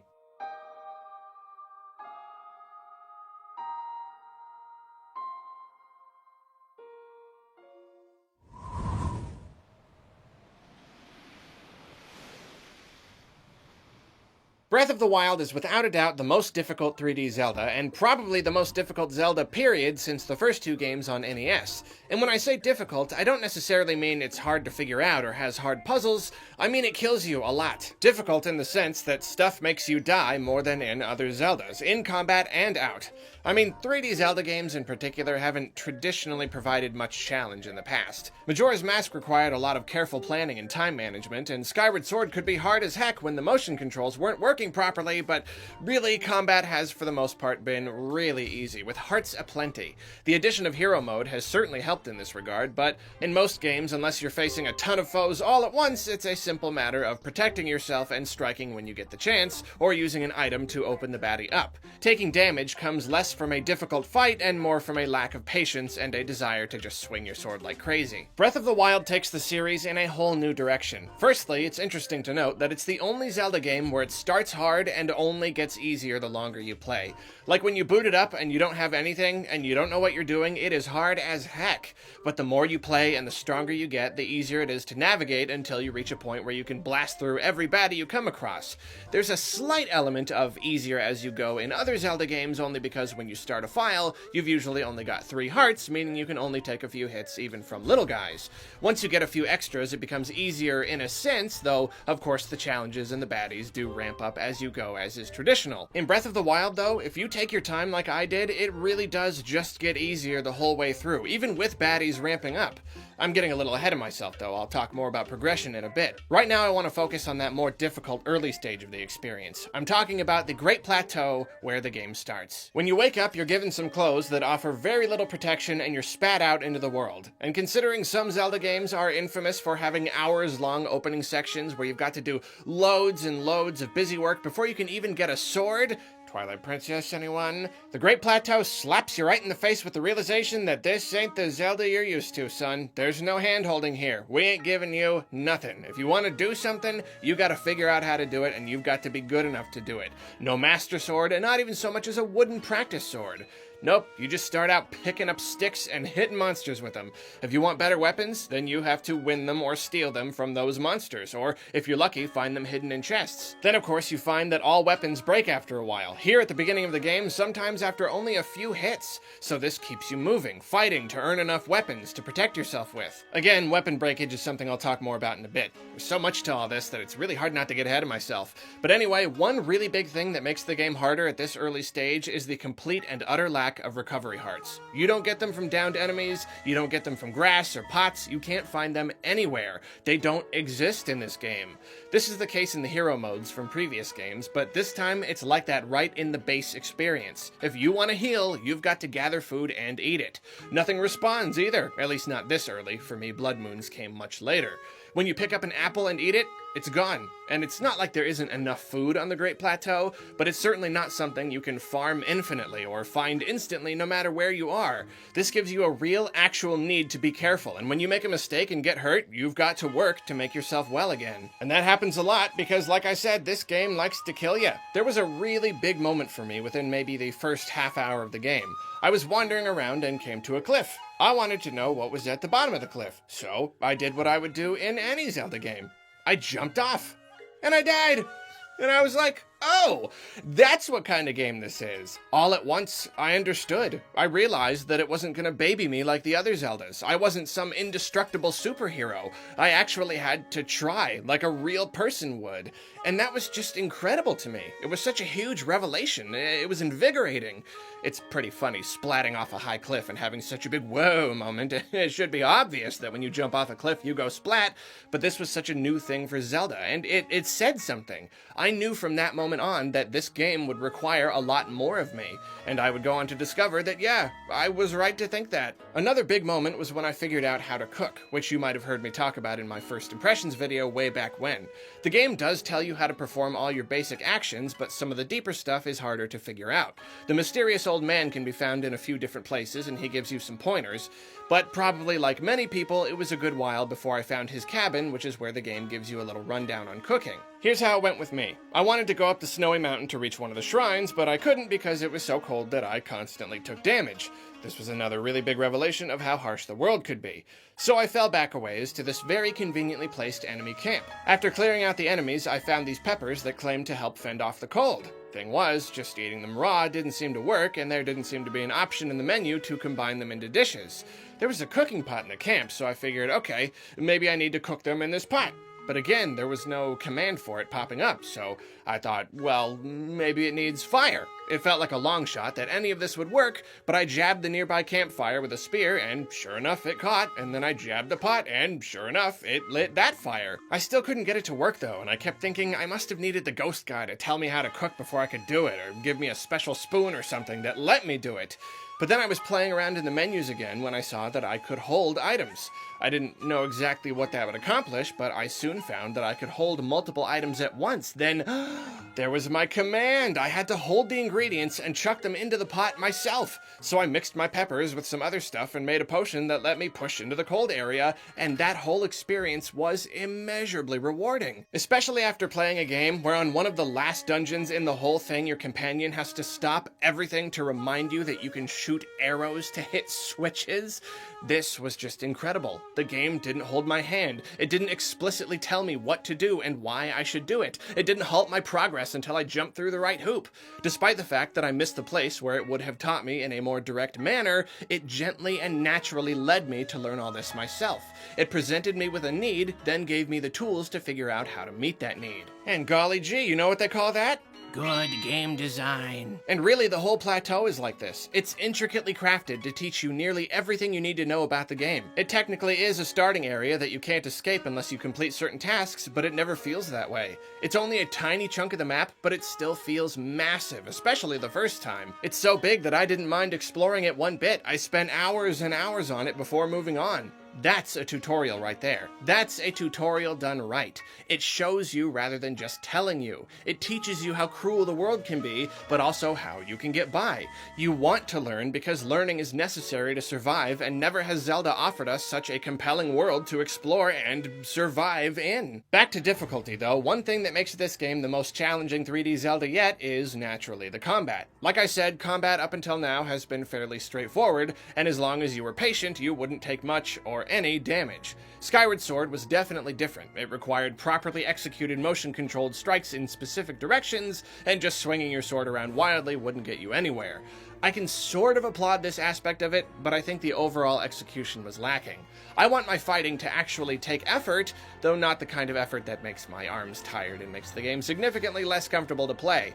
Also, no matter what game you're talking about, motion controls will never be 100% reliable, and the game doing one thing while you're trying to tell it to do another is never fun or fair. But as it does with many, many things that previous Zeldas attempted, Breath of the Wild takes the idea of more challenging and engaging combat and really nails it. And it's hard to pin down exactly what is so much better about it. It just feels so much less mechanical and exploitable than it used to. There's a very natural feel to it. Instead of finding ways to open baddies up to attack as though they're puzzles, it's about just killing them. Finding a way to do enough damage that they die from it. When you counter an enemy, it's not because the A button went ba-da-dip and told you it was time to counter. When you counter an enemy, it's because you avoided their attack and followed up with your own, like a counter works. There's so many ways to go about fighting and so many moves you can do, especially when you consider the runes and all the environmental stuff. If you take out your bow while you're in the air, you can slow down time and take better aim. This alone opens up an enormous amount of options, and most importantly is just really cool. It's just really fun and empowering to pull off. It makes you feel really awesome doing all these rad matrix shots all over the place. Successful parries are your reward for learning your enemy well and honing your reaction time. Then there are flurry rushes to try and pull off, and these can be pretty tricky too. There are times when you'll set one off without much effort, but other times it just won't seem to work right. There's just a lot to combat this time around. It's so much more complex than it's ever been. In fact, I've put over 200 hours into the game, and I still don't feel like I've mastered the combat. I still find myself struggling sometimes when I'm fighting a big baddie without using any tricks like runes or bomb arrows, getting walloped while I try and fail again and again to dodge an attack and get my rush. One of the biggest changes, though, is that unless you're strong enough to take them out in a couple hits, even the smallest guys won't let you just sit there and wail on them like past baddies. They'll block your attacks, which will damage your weapon, and unless you're able to knock their shield out of the way, they'll inevitably hit you back. And if they're wailing on you, naturally you can't just sit there and block everything either. Your shield is just as likely to break as your sword. It's just so much harder this time around to completely incapacitate monsters. So if there happen to be a lot of them around, fighting becomes something you've really got to think about. The name of the game is strategy. You can't always just launch yourself into any situation or you're likely to get your clock cleaned. You've got to practice fighting, know your enemy, make sure you've got enough firepower to last you through the battle, and in many cases, try your best to deal as much damage as you can before your foes have even spotted you. And speaking of breakable weapons and shields, this is something that I was initially a little worried about, but I soon saw how much it improved the game. Once more, this will all sound familiar to you if you've watched my video in defense of Breath of the Wild's brittle weapons, but seeing as this is a comprehensive review, I'd like to go over it again. And I know that this is a very hot-button topic. There are people very firmly on both sides of the fence. But here's the way I see it, at least. Breakable weapons and shields limit the player. Like I said, they're one thing that makes the game so challenging, especially at first. The ability to attack in Breath of the Wild is no longer something you can take for granted. It's a resource. It's something that can be depleted and needs to be actively maintained. And early on in the game, this basically forced me to learn how to fight and learn all the different ways that I could kill baddies. I had to learn how to sneak and execute stealth kills, or utilize rolling boulders and exploding barrels. I had to use whatever weapons I found, which led me to learn how to use the different weapon types, which I then discovered were useful in different situations. I learned the importance of a well-aimed arrow, and when to use a spear versus a sword, and how to effectively throw nearly broken weapons for critical damage. Critics of this breakage system usually cite two primary issues that they have with it, and I'll address them here. First, they don't like that the game forces them to do anything. They feel that in an open-world game that offers a great sense of freedom as a selling point, no single mechanic should be thrust upon them, and if they want to use a single one-hander the whole game, they should be able to do just that.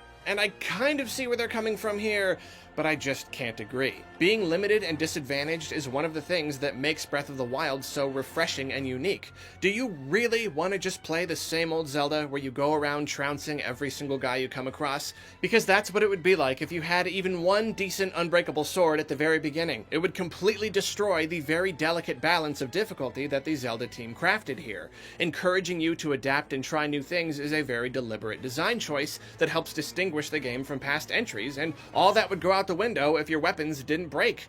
Plus, it only forces you to explore other avenues of fighting at the very beginning. Once you really get rolling, the game throws enough weapons at you that you've got a lot of freedom and can kill baddies however you want. At the absolute worst, you'll be annoyed that you've got to use a spear because you ran out of one-handers, but you certainly don't have to keep sneaking and shooting and magnesising if you don't want to. Secondly, they don't like how the weapons break so darn quickly because the threat of losing a good weapon makes them not want to ever use it. And in the beginning, I will admit that the weapons do break absurdly fast. This is the game teaching you how to play and offering you an incentive to keep adventuring for better and better stuff. But again, as you move through the game, they start lasting longer and longer, and you gain access to more and more of them. It is not long at all before you've got more weapons than you know what to do with. So people who don't want to use their weapons, I don't normally like the get over it attitude when it comes to gaming. I truly believe that most, if not all, opinions are valid opinions. If you feel something about a certain aspect of a game, then that's just how you feel. We all have wildly differing tastes. But in this particular case, you gotta get over it, man. This is completely a hang-up that I understand, and in fact, I even feel it myself in this game sometimes, but it's one that you just have to get around. You just have to ignore, because it doesn't make any sense. Using your low-level weapons because you don't want to waste your best ones will slow down your progress toward getting more great weapons. Like, you will overall have more higher-level stuff if you just use your stuff and get through those baddies faster. Later in the game, Hyrule throws more awesome swords at you than you know what to do with. This little hang-up is too silly a thing to spoil the whole experience because it's not even a thing. It's not even a real problem. It's an imaginary one. When in doubt, just use it. You will always get another one later. Suffice it to say, I love the breakage system. I love how it led me to really learn how to play the game, and on a more kinda dumb video gamey level, I love the constant satisfaction of finding cool stuff. I'm constantly like, oh cool, another Lionel sword. Ooh, look at the bonus on this Guardian Spear plus. Oh yeah, some shiny new shields. As long as I keep moving forward and smashing everything I pick up over the heads of my foes in that intensely satisfying way, I'll always be stupidly pleased to find even more stuff to smash over the heads of my foes. It's a very effective feedback loop. Swinging back around to difficulty one final time, because sometimes I'm terrible at structuring my reviews, I want to talk about one more element of Breath of the Wild that really blew me away, that really hit home that this was a very different Zelda game. See, I never stumbled upon the Stone Talus on the Great Plateau, but the Zelda team did very cleverly place one right along the path to Kakariko Village, just in case.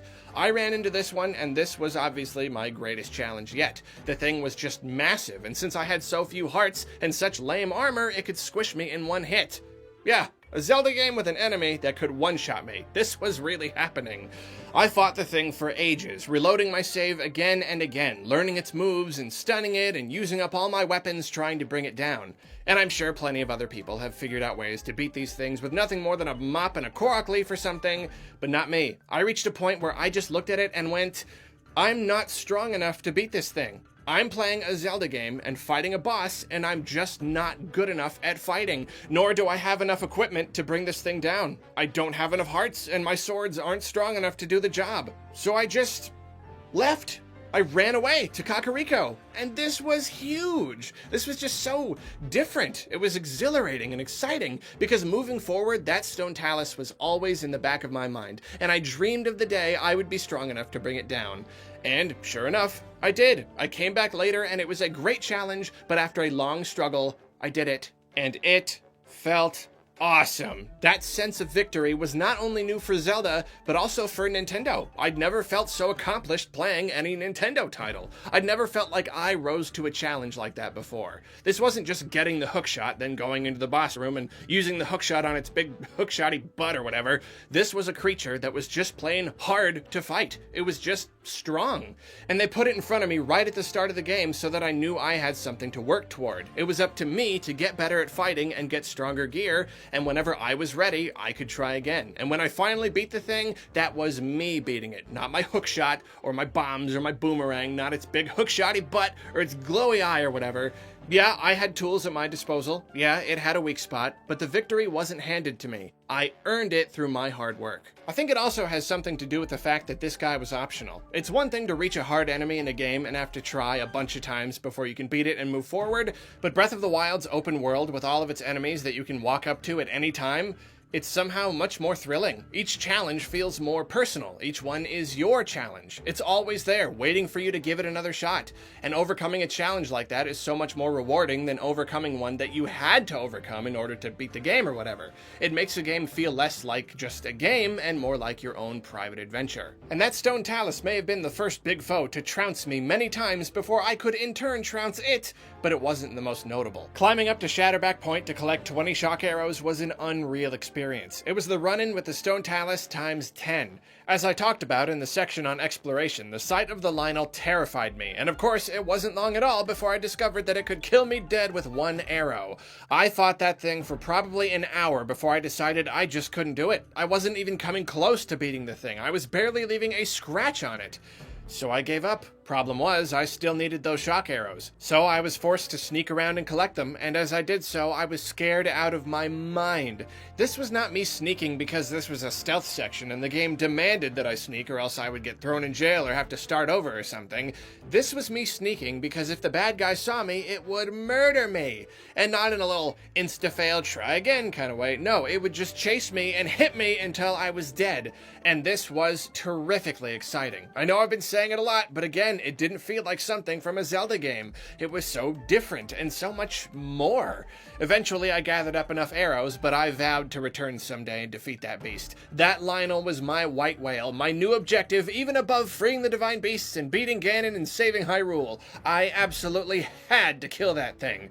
So I came back every once in a while, and still it managed to overpower me many, many times. But each time I brought its health down a little lower. I lasted a little longer. And one day, finally, after many long hours in the game and many, many attempts, I did it. I climbed that mountain, and the fight that ensued was legendary. I probably learned more about combat from that one fight than I did from the entire rest of the game. I learned its moves and how to counter each one. I perfected the timing of my shield parry and wailed on it with a two-hander whenever it was stunned. I felt like an animal. I had fire in my eyes. Not even the hardest Zelda bosses had ever tested my mettle like that or demanded such timing and precision, but everything the game asked, I delivered. I drained that thing's health, and when it finally fell with a roar, I too roared. I raised my fists to the sky in triumph and made my victory known to all who could hear my mighty cry. It was, and still is, the strongest sense of accomplishment I've felt in any Zelda. It was absolutely glorious. Later, I would find different colored Lynels that would strike me with terror and dread all over again. Wait, there's a white one too?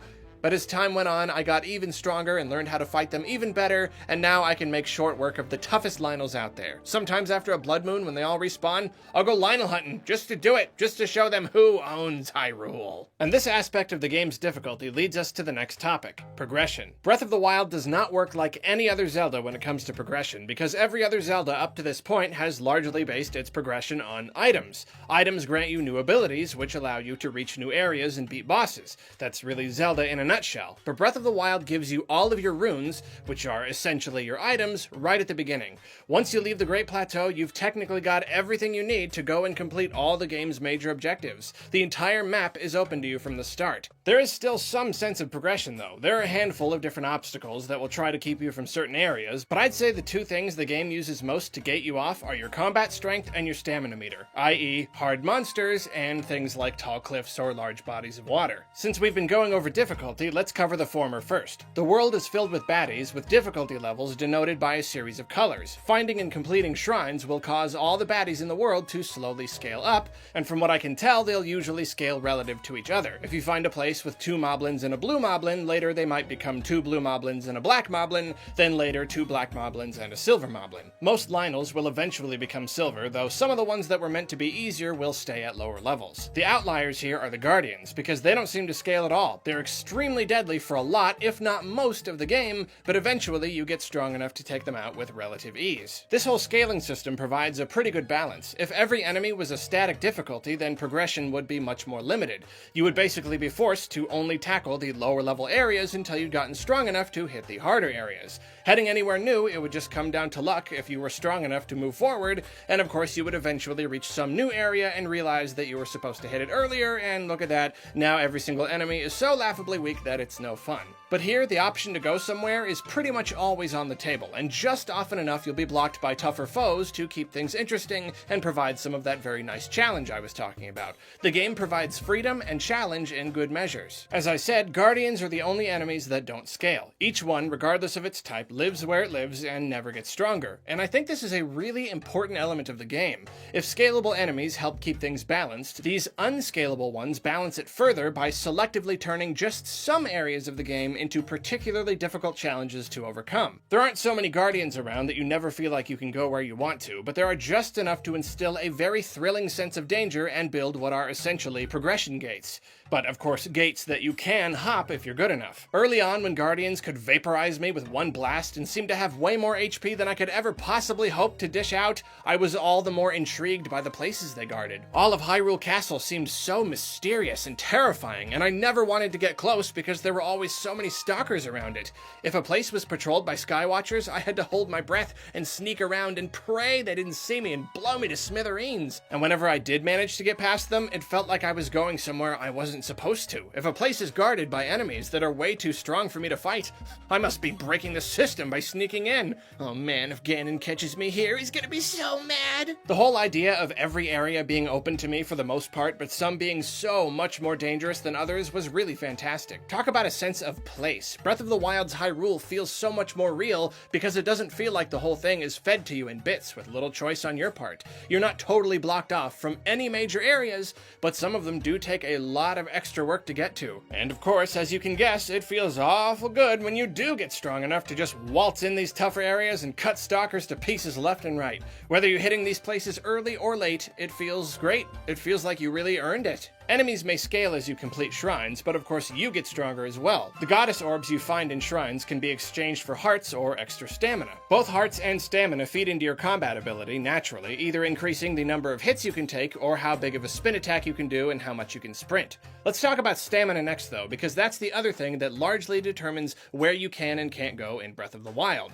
You can climb just about any surface, which opens up immense exploration possibilities, but if you run out of stamina at any point, you fall. Similarly, it takes stamina to glide with your paraglider or swim across water. This is extremely clever because it means despite the fact that you've technically got all the tools you need to beat the game, your ability to explore is increased directly by exploring. The ability to reach new areas more effectively, or even at all in some cases, comes from reaching new areas, finding and completing as many shrines as you can. It's a very rewarding system and it feels very natural. It gives the world a certain amount of consistency and logic.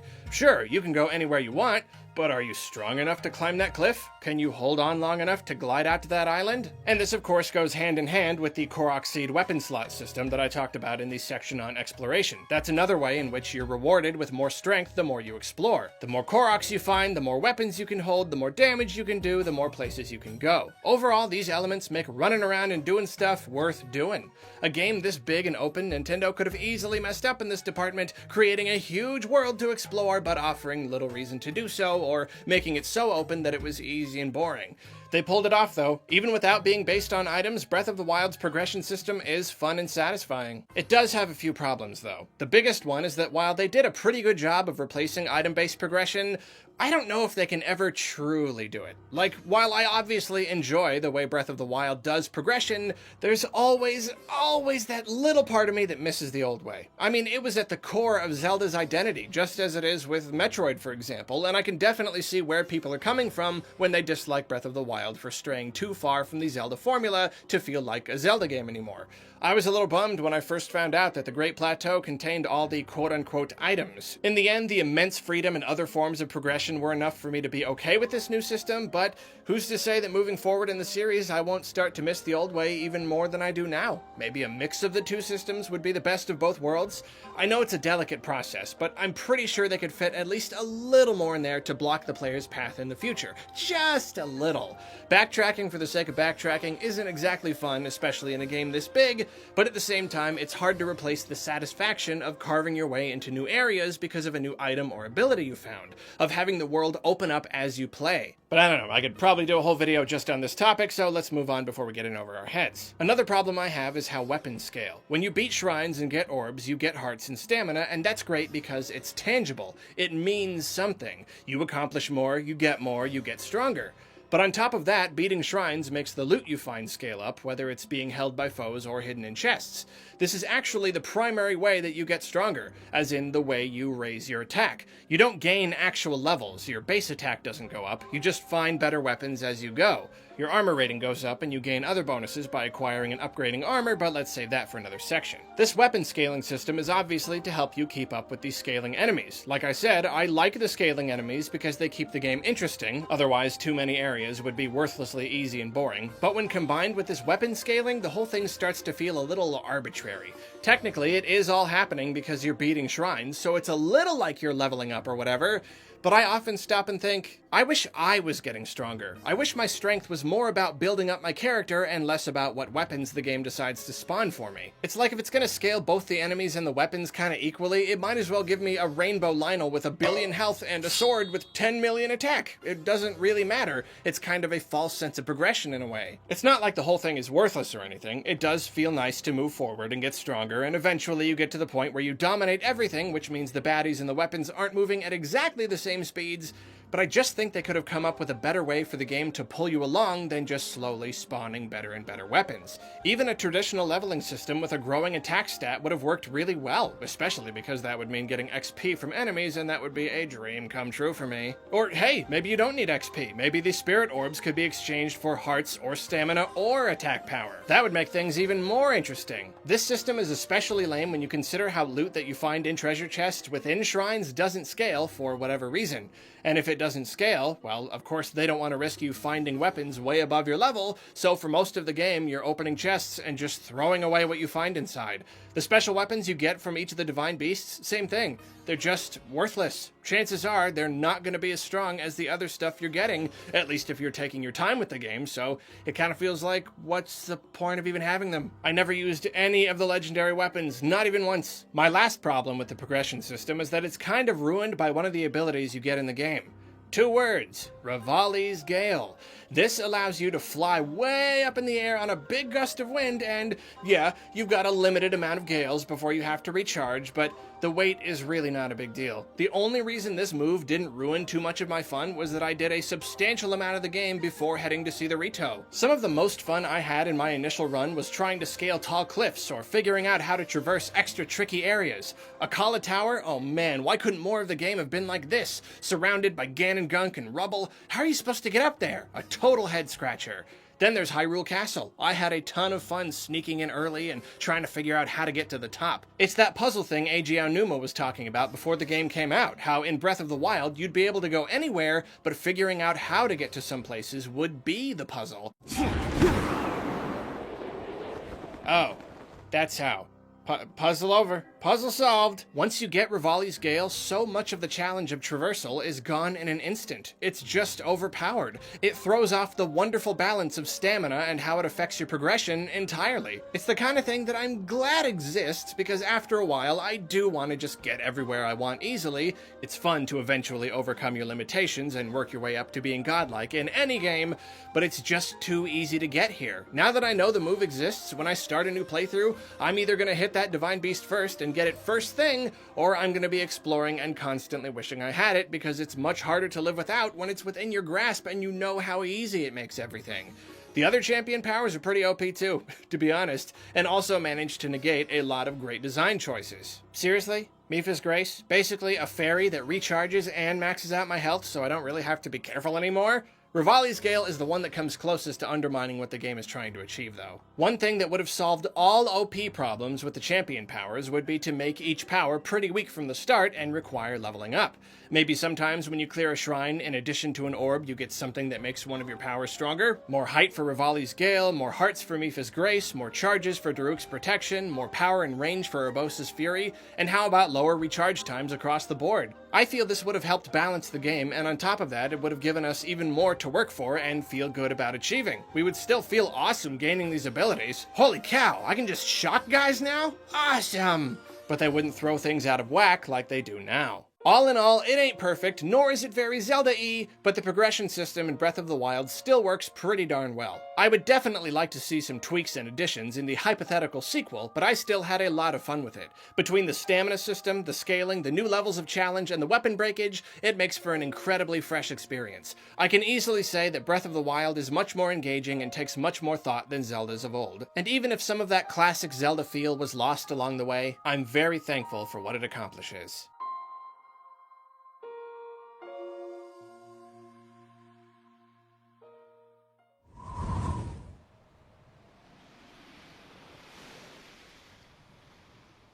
We've talked a lot about Breath of the Wild's world so far, and some of the stuff you get to do in it, but now let's talk about how you interact with that world as well as how it in turn affects you, starting with a pretty darn important element of a game this large, traversal. Now, the way I see it, apart from, running around, there are two primary methods of traversal that are unique to this game. The first and most impactful is climbing. When I first heard that you could climb stuff in Breath of the Wild, I made all the assumptions you would expect. It's going to require an item, you're only going to be able to climb on certain surfaces, that kind of thing. I was extremely surprised when I booted it up and found that nope, you can climb on basically everything. Every surface, as long as it's not raining, which we'll talk about later. I originally thought that such an ability would allow too much freedom, especially with a world this big. I mean, aren't there at least some areas the developers don't want us getting into? I mean, isn't that like how video games usually are? But no, they did it anyway. They gave us that freedom. And frankly, it's incredible. It really makes you feel like Hyrule is yours. It instills this incredible sense of possibility and gives you constant incentive to go off the beaten path and challenge yourself to reach new places. Traversal itself is now a bigger challenge than it's ever been, and of course that means it's also more fun and rewarding. Early in the game, you look up at a high place and you go, there's no way I can get up there. I'm sure I'll have to come back later. But then you try it, and maybe you have to go at it from a few different angles, or maybe you have to run off and brew up a stamina potion first, but then you just barely make it to the top with the very last sliver of your stamina and you're like, yes, I am the best Zelda man ever! And really that reflects the very new and unique magic of Breath of the Wild and its world. It used to be all about solving puzzles or beating bad guys, but now even just the simple act of getting up onto one of the game's countless cliffs can be an immensely rewarding experience. That all kind of goes out the window once you get Rivali's Gale, but I already complained about that in the section on progression. The second major mode of travel is gliding with the paraglider. This little thing is absolutely genius. The world is so big, but the distance never feels like a barrier. It's never oppressive because you can always just climb up somewhere or warp to a tower and fly really fast in any direction, covering a great distance. It offers yet another huge sense of freedom because you never have to worry about getting down off a cliff or any high place. Once you put in the work to get somewhere high, you're paying payoff is just gliding away, taking a smooth ride to wherever you like. It makes traversal infinitely more fun, and it complements the climbing incredibly well. These two modes combine to make verticality more important than it's ever been in any Zelda game, which makes Hyrule feel even bigger than it already is. If the map is a skillion square miles or whatever, it's that much more when you consider all the surfaces to climb. These abilities would be too useful early in the game if they had no limits, however, so here we have a very clever stamina system. Again, I talked about stamina in the section on progression, but I've got one more point to make about it here while we're talking about traversal specifically. One of the best things about Breath of the Wild is that it takes elements and concepts that were only touched on in other Zeldas and fleshes them out, builds each one into a big part of the whole experience rather than just a little something to make an entry stand out a bit more. We'll talk about the others in a while, but perhaps the most important one is stamina. Skyward Sword introduced the concept of stamina, and if you ask me, it didn't mean much in that game. It offered some more options in combat where you could perform extra big attacks, of course with the risk of running out of stamina and leaving yourself open for a moment. That was pretty cool. But beyond that, it was kinda worthless. If you were climbing up a wall or running up a steep slope or something, there were always stamina fruits along the way so that you didn't run out. If there weren't, then it would be impossible. You would simply not have enough stamina, but there were, so there was no real challenge. It was an interesting idea, and I certainly appreciated that they were trying new things with Skyward Sword, but it was an idea that fell a little flat. Like, they thought it was a good idea and implemented it without making sure they could come up with clever ways to use it first. Breath of the Wild takes the concept of stamina and turns it into an integral part of the experience. It's not just a novelty, something new just for the sake of being new. It's a very natural and logical mechanic. Gliding is also a mechanic that we've seen in past Zeldas. In Wind Waker, you could glide with your Deku Leaf, but it took magic to do so. And it was like, why magic? How does that make sense? He's just holding onto a leaf. But here, oh, right, it takes stamina to hold onto your paraglider as long as you can. Makes perfect sense.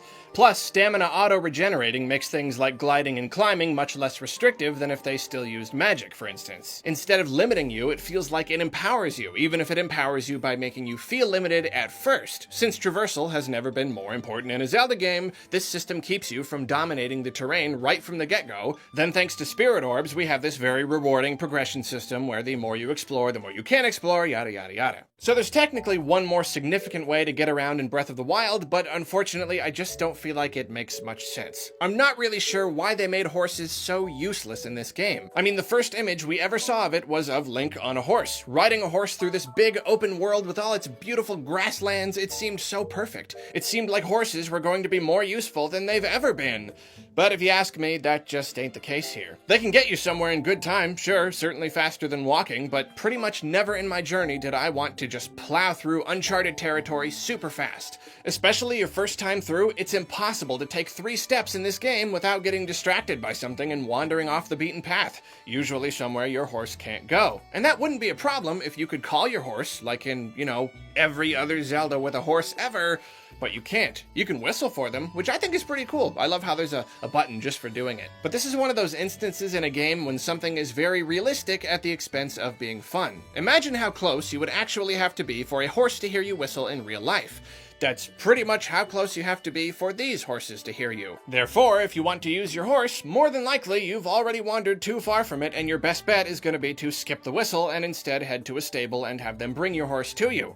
But of course, that wastes a lot of time, and you're just going to end up leaving it behind again anyway. Pretty much no matter where you're at, there's a faster way to get where you're going than to warp to a stable and talk to them and have them call your horse and then set off for your destination. Yes, you do have the ability to magically call your horse from anywhere if you have the magic armor found in the DLC, but 1, I'm trying not to talk about the DLC in this review, and 2, if you have the DLC, you also have a sick motorcycle, so that's something of a moot point. It's totally fine for other forms of travel to be better than riding horses, but this is frustrating for 2 reasons. 1, it would be very easy to make them less worthless. How about letting them hear your whistle as long as you're in the same section of the map, or within a certain radius at the very least? Or maybe they could follow you to a degree. Any of that would make a massive difference. 2, the fact that you can catch your own horses makes the idea of horses so much cooler. Some horses are rarer and better than others, so when you see one, you're like, oh my gosh, look at the solid color on that horse, I wonder what its stats are. Then there's the absolute thrill of trying to sneak up and catch one. And this is another thing that depends on your stamina, which is another stroke of genius. You want a really nice horse? You gotta be strong enough to tame one. Then you can name them and buy different getups for them and have them as your cool animal companions on your adventure.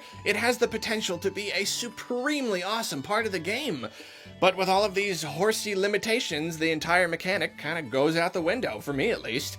I mean, it's not like I never, ever use horses. They're fine when it's early in the game and you've explored very little of the map and you want to get to a very specific place and focus super duper hard on not getting too sidetracked, but in my experience, that has not been a very common occurrence. If I'm heading somewhere new, I'm taking my time to explore. And if I'm going somewhere far away that I've already been to, well, that leads us to warping. In a sense, warping to towers and shrines is an important mode of travel in Breath of the Wild, but it's not exactly a mode of traversal. You can only warp to places you've already been, so it's more about convenience than anything, beyond the fact that you can hit a tower from one side and use its height to glide into the other unexplored side, but you can say that about any high place. However, despite not technically feeling like a mode of traversal, it's still definitely worth mentioning. Just as it was with climbing, I was so happy to start the game and see that I immediately had access to this power. If you find a tower or a shrine, you can warp to it at any time, period. You don't have to wait until partway through the game to unlock the ability, and you're not limited to 5 or 6 warp points. In fact, it's almost too useful. If you're ever in a bind and about to be smushed by some big monster, you can always just bring up your menu and bye-bye. That sort of removes some of the sense of danger in taking risks and picking fights with higher level stuff. However, I really appreciate the convenience of it. Limitations in games are fine, but not being able to warp around easily would definitely hinder my enjoyment. Getting places would be too much of a chore. This way, it's never a problem to return to a place you've already been. Unless you're bothered by the loading screens, which, yeah, they can be a little long, I'll admit. Finally, it feels kind of funny to call shield surfing a mode of traversal because it's more for fun than anything, but we gotta talk about it somewhere, right? It's not as useful or intuitive as gliding, but shield surfing is similar to gliding in that it's very freeing. It's a way to get down from a high place in a very quick and very fun manner. Really, it's a testament to just how aware the designers were of the need for Breath of the Wild's traversal to be constantly enjoyable and offer a lot of variety. I don't think I would have even come up with the idea myself, but its inclusion is just delightful. The world already feels like a big toy sometimes, and shield surfing adds another layer to the fun, brings in another element to keep you playing and experimenting. And really, it does serve one practical purpose. You can't bring a horse into the desert, and there's a lot of sand to cross. Grabbing onto a sand seal and scooting along at high speed is really useful, and I would love to see this idea explored even more in future games. Maybe dragging behind roving enemies and horses? Shield surfing is also interesting because it's another example of something that's been done in a past Zelda game, namely surfing down the snowy mountain in Twilight Princess, that is fully realized and turned into something practical in Breath of the Wild. It's no longer just a mini-game to be played in one specific place. So that's how you interact with Breath of the Wild's terrain, but what about the stuff? Well, let me tell you, there's a whole lot of stuff interacting in this game. Also somewhat new to Breath of the Wild is physics. Now, I say somewhat because obviously previous games have indeed employed physics. It's kind of how games work, but never have they been such an integral part of the game. Nearly every single thing in the world is a free-moving object that can be affected by gravity and wind. Even ingredients and raw materials can be carried around and dumped wherever you please. Bombs can now roll down hills, yet another thing that Skyward Sword sort of touched on, but not to the same extent. Rupees, curiously enough, are really the only things that you don't purposefully pick up by hitting a button, and you come across freestanding ones lying on the ground very rarely. Pretty much just when you're harassing Bloopies. Most objects are also destructible. Your weapons and materials and trees and boxes, etc. all can be burned and broken. But all this wasn't put in place just so they could be like, look at these fancy physics, look at all this destructible stuff, isn't this game cutting edge? Breath of the Wild's physics fit the theme that's strengthened by your new traversal abilities. The idea that the world is yours. You have limitless options, you can play however you want to play. That's why when coming up with the runes, they didn't just give us the usual Zelda stuff. No boomerang, no lens of truth, no spinner,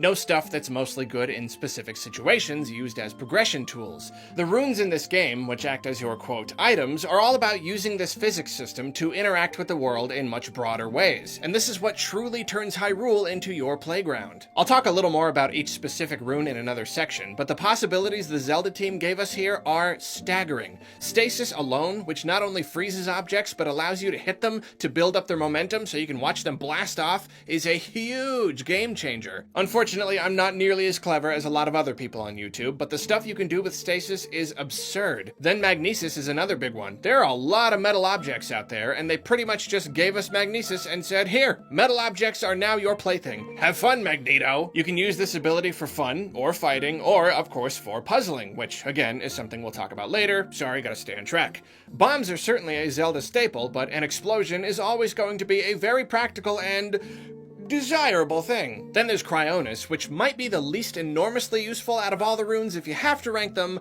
but it's still a big deal. It's perfect for traversing water, and its applications in puzzle solving are limitless. Even beyond just physics and runes, you've got weather and elemental effects, and this adds another layer of complexity. There was a big whoa moment when I realized just how many different ways the pieces of this game could interact with each other.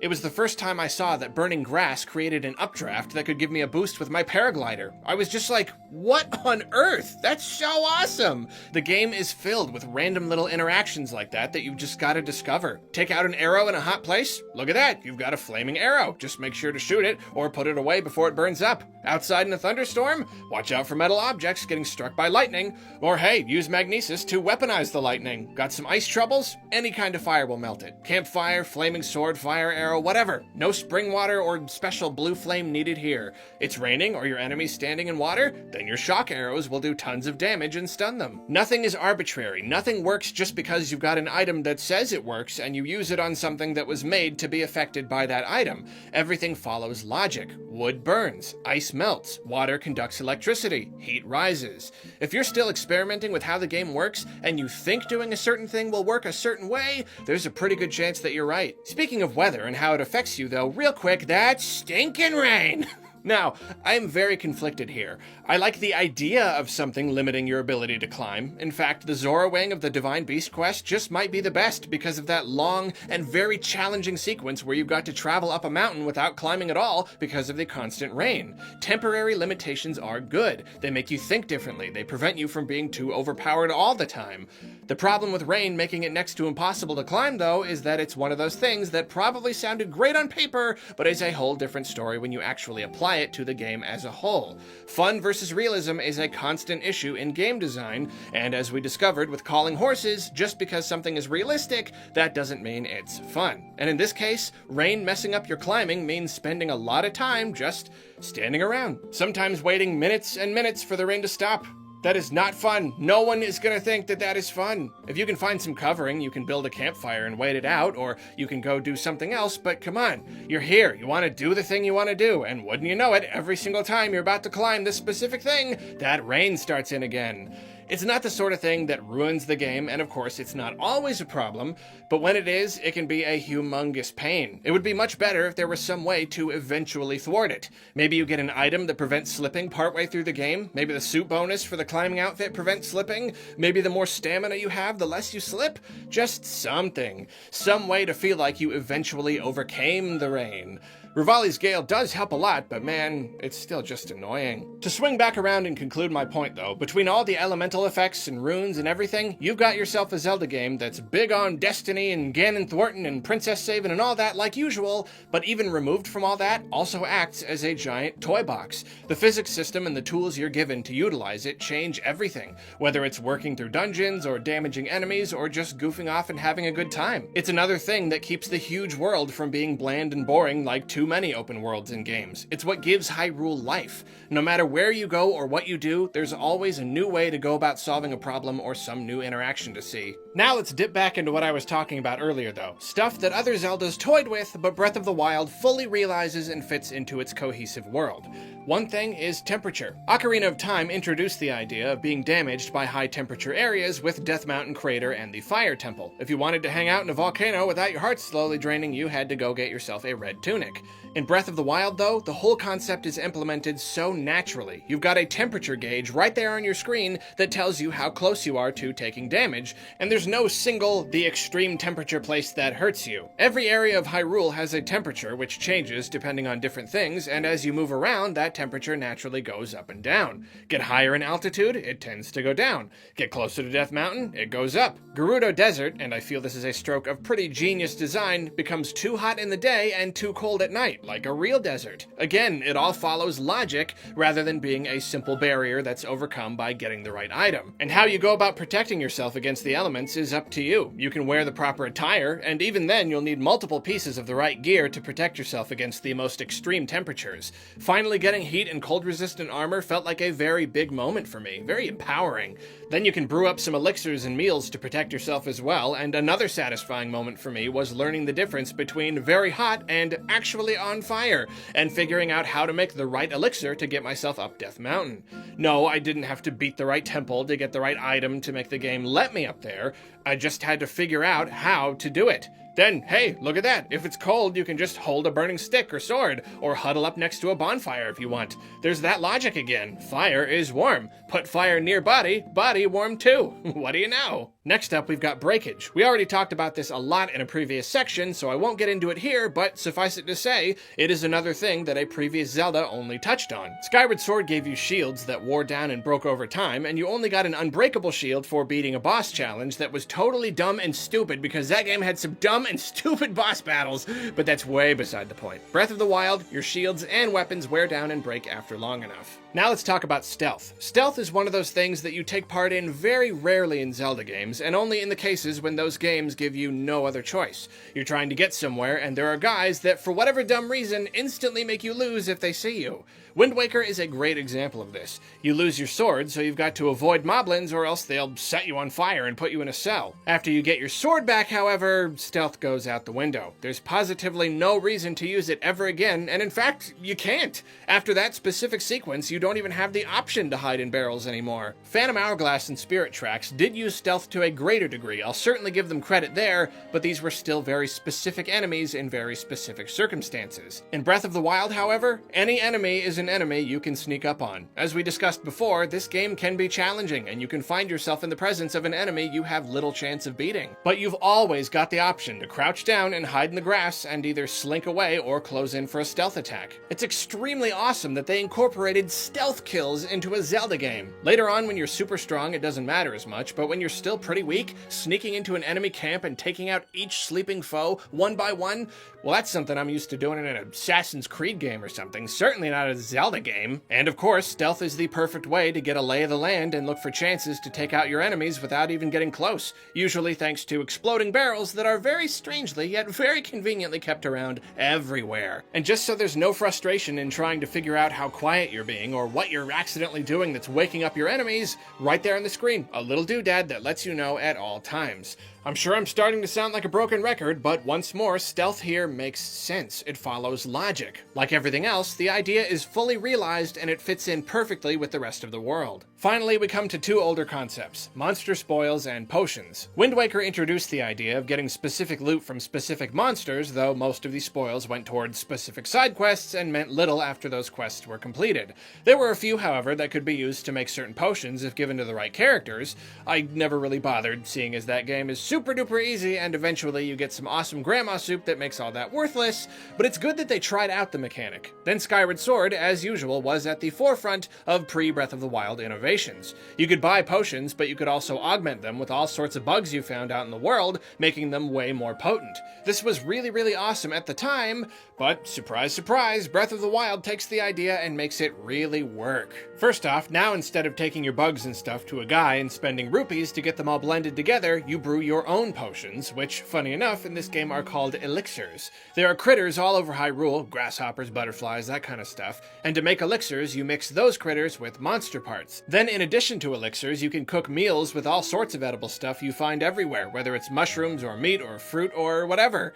And I gotta say, this whole system is quite in-depth. There are so many ingredients to find in the world, and there's no inventory limit, so you can hoard everything you come across. Each ingredient does something, and mixing them all together can create meals and potions that heal you or make you stronger or make you faster or protect you from the elements like we talked about earlier. Elixirs in particular use a fairly complicated system of buffs where each individual element either adds or strengthens an effect. It took me a while to pick up on the fact that food cannot be mixed with monster parts or critters, and also to learn which animals are critters and which are food, so I do wish they were all better separated or classified or something. But after I learned how it worked, it was fun to experiment. Fun to just start throwing stuff into a cookpot and see what comes out. There's always a chance for your recipe or elixir to gain a random additional effect, so there's that little thrill when the music rises up and you know you got something extra good. In addition to elixirs, monster parts and critters can be used to upgrade your armor. Skyward Sword sort of almost used this idea. You collected materials and used them to upgrade your items and shields, sure.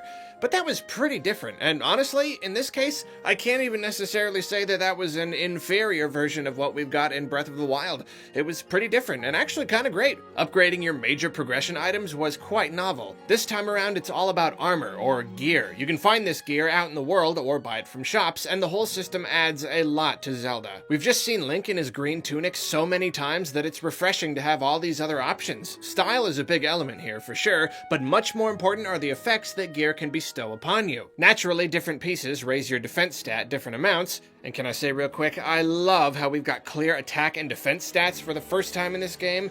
Also, just about anything that a meal or an elixir can do for you, gear can do for you. Wait a minute though, wait. Did you just say you can use the stuff you collect to upgrade your gear? Well, howdy doody hot dog! Gathering stuff to upgrade stuff is one of Arlo's favorite things. You take your gear to a great fairy to get it buffed, and I love how they did this. It's a big open world, so naturally people are going to find these great fairies in different orders, so whichever fairy you find first lets you upgrade your gear once. After that, each fairy lets you upgrade once more, and they all get the same ability, so you don't have to go track down specific ones to hit certain levels. It's a great example of how to achieve linear progression in a game with a non-linear structure. And oh man, my first time through, stumbling upon a new fairy felt like I'd struck gold. I was just so ecstatic that I could make my gear even stronger.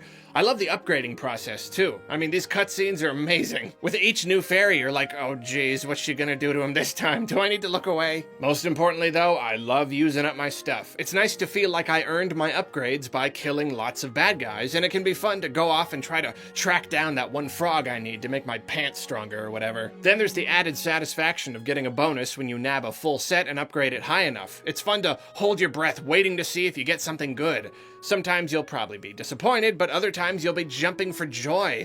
Climbing gear stamina discount, anyone? All these mechanics, meals, elixirs, armor upgrading, comprise what Nintendo collectively refers to as the crafting aspect of the game. And while it is enjoyable and certainly a great new direction for Zelda to take, get ready for some griping, because I feel that this is easily the single weakest aspect of the game, the area with the most flaws and the most room for improvement. These mechanics are definitely examples of older concepts being fully realized, kind of in a sense, but also kind of not fully realized. First problem. See, elixirs are the most complex to create. Like I said, the whole ingredient system is really interesting and fun to experiment with, but meals are so much easier to make, and they're still really good at buffing you, so I just go with them most of the time. Very rarely do I see a point in brewing up an elixir versus cooking a meal. And it's not just that meals are easier to make than elixirs, they're also just too easy to make in general. Don't get me wrong, I like that each ingredient gives a specific effect, and thus there's a logic to making meals.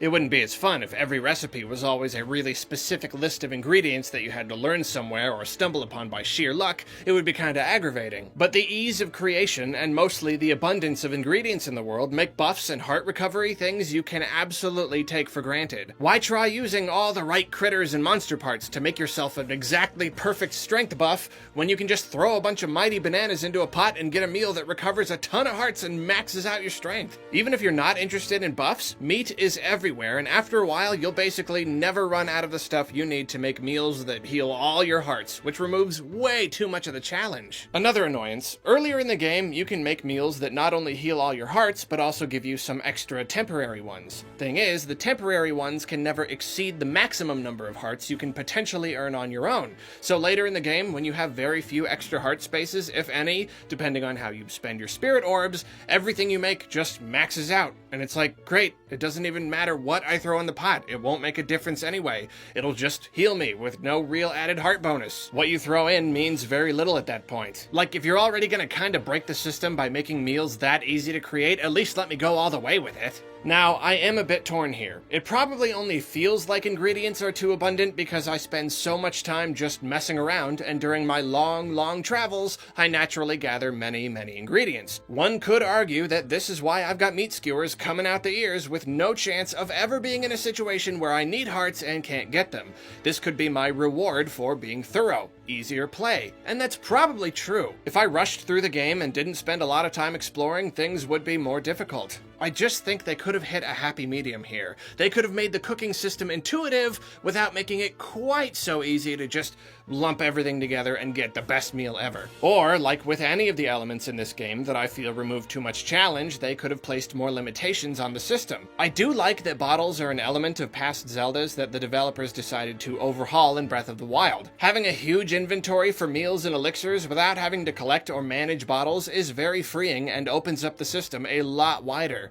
But having fewer inventory slots earlier in the game or something would have made a huge difference here. Maybe you could upgrade your meal and elixir slots in the same way you upgrade your sword, shield, and bow slots. Just one example. In addition to meals being way too easy to throw together en masse, another problem is that effects granted from gear and effects granted from meals and elixirs don't stack. You can boost a stat 3 times and that's it. This means that once you get some good armor sets, there's little point in eating stuff to buff yourself. I like to go for attack more than anything. In any game, really, and once I got my full barbarian set, I had no more use for attack boosting meals. I could still go for meals that grant defense, but why do that? I've got 1,000 meat skewers to heal with, and my barbarian armor protects me just fine. What's the point in worrying about defense? This isn't to say that the lack of stacking renders buffs completely useless. It's a little nice to be able to buff different stats without changing your gear again and again, so mixing buffs together is certainly a benefit, but it just feels like it limits you for no good reason. Breath of the Wild is all about doing it your own way and figuring out how to make the game work for you. So finding out that 3 boosts to a stat is all you get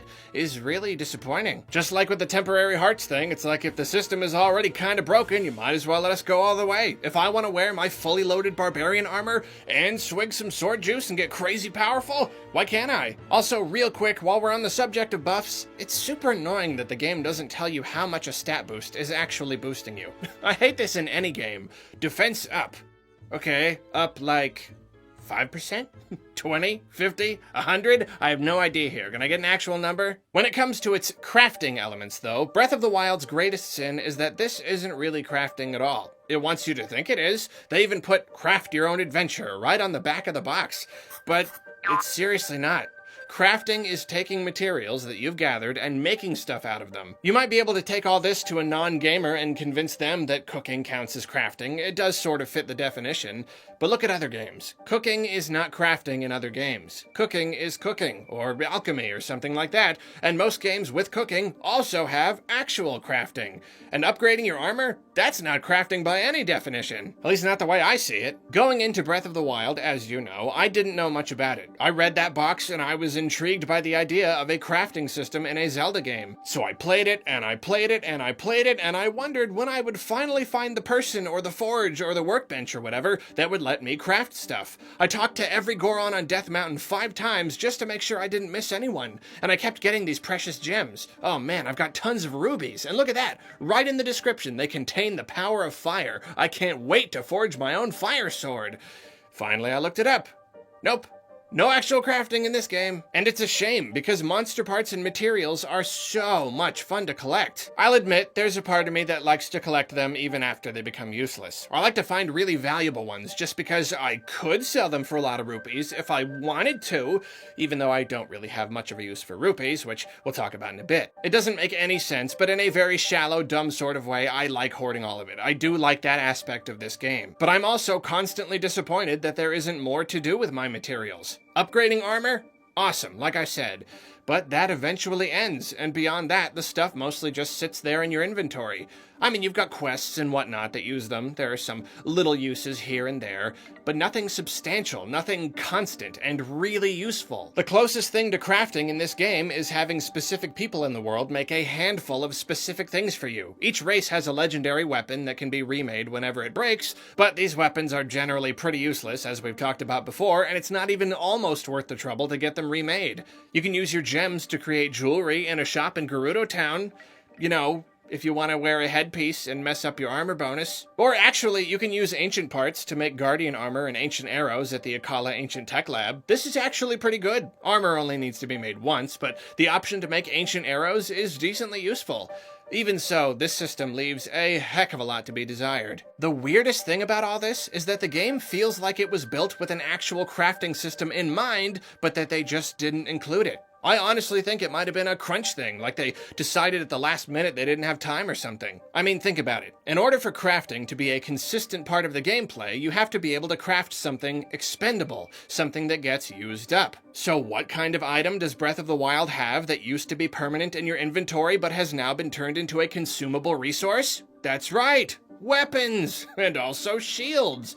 Even arrows! They were definitely a consumable in the past, but they were so easily refilled. They were more like a meter than anything. Now they're a real item that you have to find or buy all on your own, and special arrows are more powerful and useful than ever. How on earth could they create a game where weapons and shields and bows work this way, and where you collect tons and tons of materials, and not give you the ability to craft stuff of your own? It's baffling. Never has there been a bigger missed opportunity in any Zelda game, or possibly any Nintendo game, period. Breath of the Wild is like some sort of beautiful animal that's inexplicably missing one of its legs. Like it was built to be a certain way, but one of its key elements is just kinda not there for some reason. But instead of just complaining about it, let's talk about exactly what they could have done to fix this and give Breath of the Wild a true crafting system. First off, imagine there are forges or workbenches or something where you work. The fun of cooking in this game is walking up to a cook fire and manually dumping in a bunch of ingredients instead of taking them to some guy who works in a shop. So when you craft items, it's all in your hands.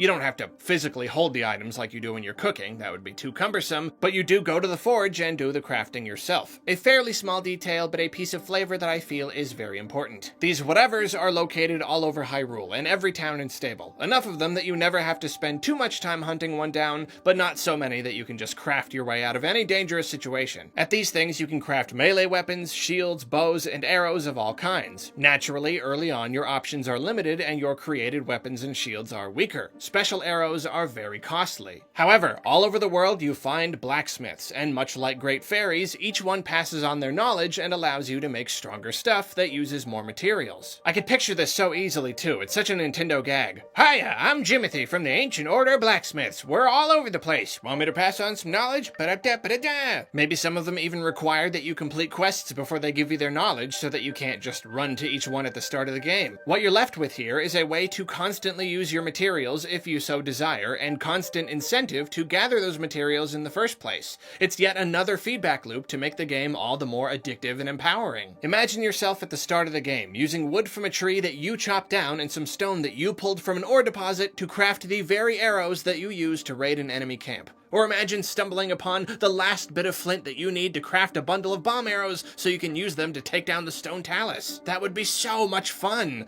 Plus, your growing weapon options would help bring logic and meaning to the game's progression system, which, as I said in an earlier section, is a little lame when it comes to weapons. Better and better items spawning just because you're completing shrines doesn't make a lot of sense. This, though, it's perfect. It's driven by you. It's your reward for being meticulous and slaying lots of monsters and exploring everywhere. It's worth noting, someone could argue that the ability to create weapons might unbalance the game, much like I've claimed having an unbreakable weapon would, but I don't think this is true. Weapons are already free. They're lying around everywhere. They just take a little work to get most of the time. This hypothetical system doesn't mean unlimited free weapons. You're limited by the amount of materials you've got and, of course, as always, the number of inventory slots in your bag. It would just be another option, and if you didn't feel like getting into any of this stuff, you could just ignore it and take all the weapons and arrows the game already throws at you. Though I will say, if you had the ability to craft special arrows, I would hope that the game gave you fewer for free. As it is, they're way too easy to come by after you've been playing a while. By the end of the game, even if I was still drowning in special arrows, it would be nice if it was because I made them with my own two hands, not because Lionel's dropped like 30 shock arrows at a time. And another note about spending resources on weapons. A lot of people have suggested that even if you can't craft weapons, you should at least be able to repair them. For a time, I felt that this made sense. It would be something to spend materials and or rupees on, after all, and come on, in the real world, what do you do with a weapon that's breaking? You don't hit stuff with it until it breaks, you take it to a blacksmith so they can repair it.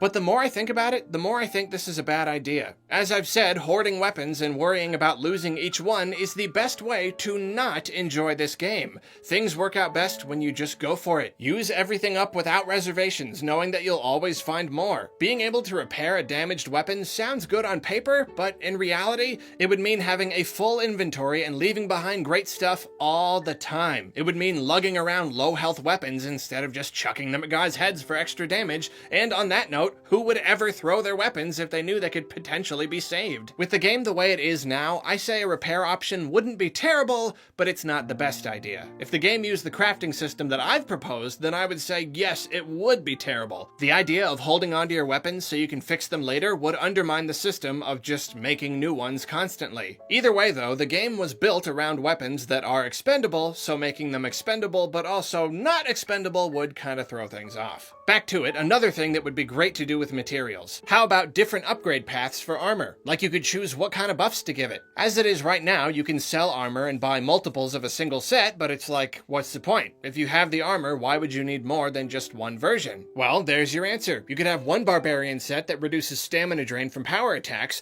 one that makes your sword swing faster, and one that only boosts your attack power twice but comes with a higher armor rating. There are so many options. The potential for mixing and matching is huge. Lastly, how about making offensive elixirs, like ones that you can chuck at your enemies? One kind could explode, one kind could put enemies to sleep or make them go berserk and attack each other, and one could attract bees and other aggressive animals. This would give us even more incentive to go out picking mushrooms, and just like with weapon crafting, it wouldn't be hard to implement. It would use mechanics that are already programmed into the game. Baddies can already sleep and attack and get chased by bees. It would be a really simple matter of giving us bottles to throw. And look at that, you've already got a dedicated throw button. What do you know? One final thing to say while we're talking about the game's resource economy. Rupees are probably more useful in Breath of the Wild than they've ever been, especially earlier in the game. They can be used to buy fancy armor sets and powerful special arrows and lots of stuff. Yet, I still wish there was more to do with them. If we had more uses for our materials, this wouldn't be as much of a problem because we would have less to sell and money would be more scarce.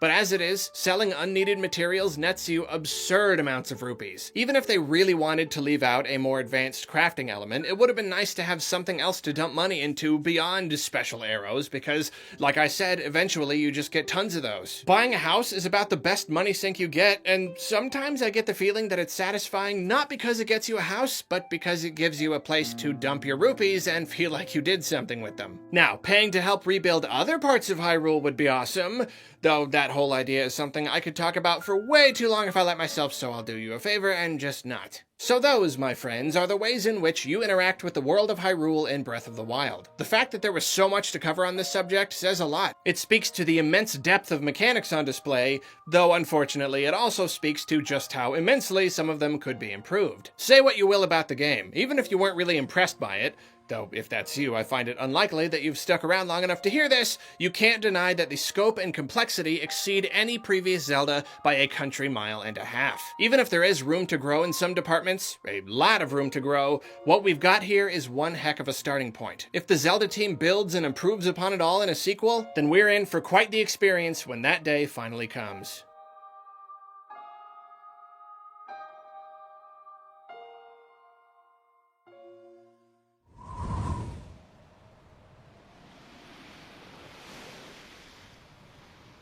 So far, we've talked about the stuff you can do in Breath of the Wild, how you can go about doing it, and even how pretty it is when you do it, but now it's time to talk about the more tangible stuff, the actual check them off a list kind of goals the game puts in front of you. In basically all previous Zeldas, the main attraction has been that Zelda staple, the dungeon. This game does have a handful of what you could describe as more traditional dungeons, but the main attraction they are not. This time it's all about shrines, which are basically mini dungeons, micro dungeons even.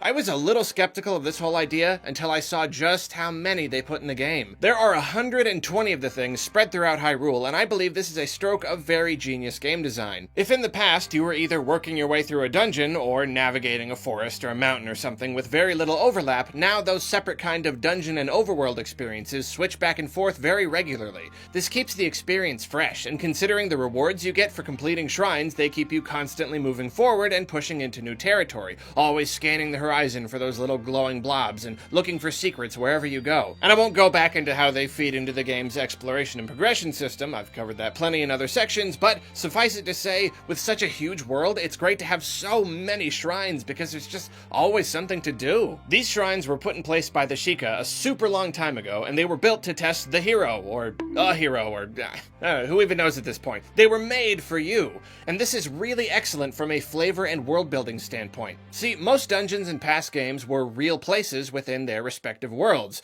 Spiritual temples, mines, prisons, anything. The fact that they were cleverly designed and filled with puzzles rarely made sense in terms of realism. These dungeons were really just dungeons so that the player would have something to do.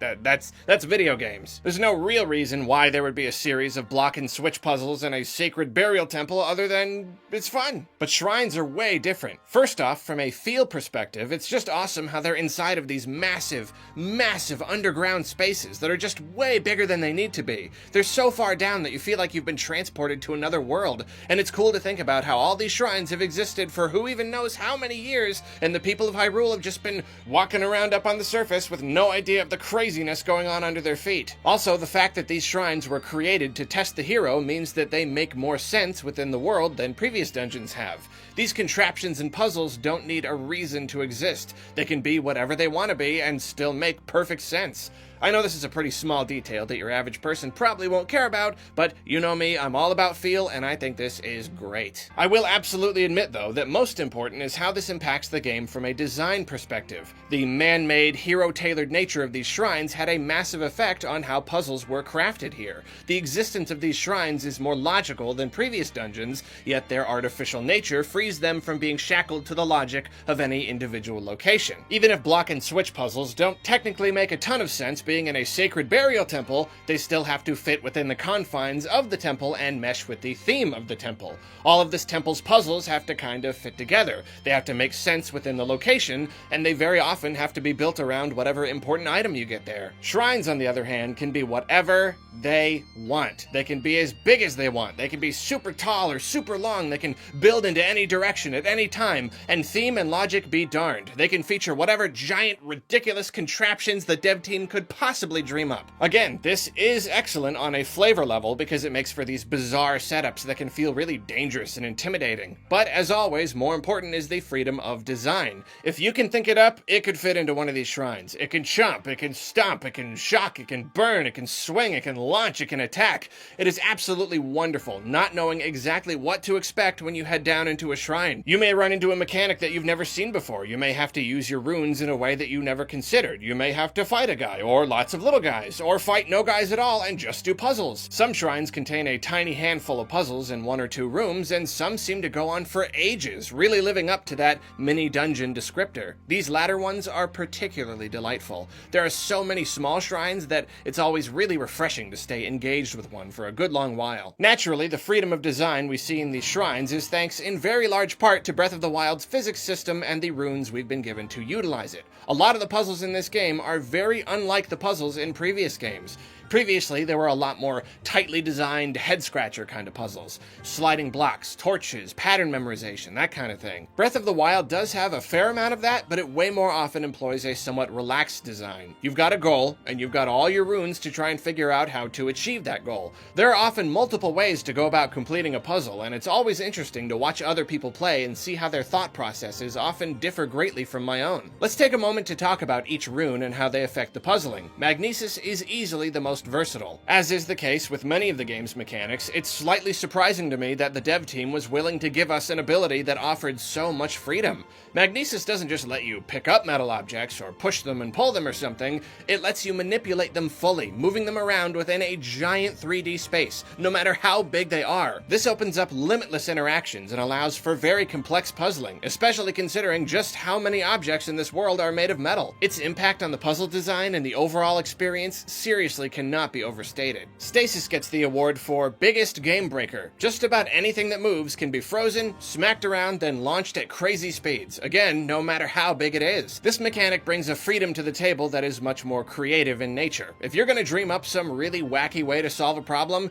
chances are it's going to feature stasis heavily. It's especially fun because you can control the speed and direction of the object you're stasising, and it's a really tricky thing, but launching some giant object and having it land right where you need it to, like you're chucking a baseball or a golf ball or something, is extremely satisfying. Cryonis is very much a utility rune. It's not showy and game-breaking like Magnesis and Stasis, but it can still be extremely useful. The blocks it creates can be used to lift platforms, guide rolling balls, boost you up to high places, or even push things out of place. I especially enjoy Cryonis-heavy puzzles because they tend to be a little more traditional. Having many places to put blocks, but trying to figure out exactly which 3 places should get one is a ton of fun. Lastly, you've got bombs. They ain't the most nuanced rune in your tool belt, but when is an explosion ever not useful? Bombs have always been useful in Zelda games, but here they're made even more so by 1, offering both rolling and non-rolling varieties, and 2, providing remote detonation. Both of these features are positively genius because they increase puzzle application tenfold. Bombs also combine beautifully with stasis as they can be used to give a frozen object a ton of momentum before it gets blasted off. In fact, all of the runes interact with each other in fun and crazy ways. Each one opens up so many puzzling possibilities that what we end up with in Breath of the Wild is a seemingly endless supply of super interesting physics-based puzzles that can be particularly satisfying to solve. When there appear to be multiple ways to solve a problem, coming up with your own solution can feel incredibly rewarding. Like, instead of just figuring out exactly what you were supposed to figure out, jumping through just the right hoop and getting the answer, you invented a way to do what you wanted to do.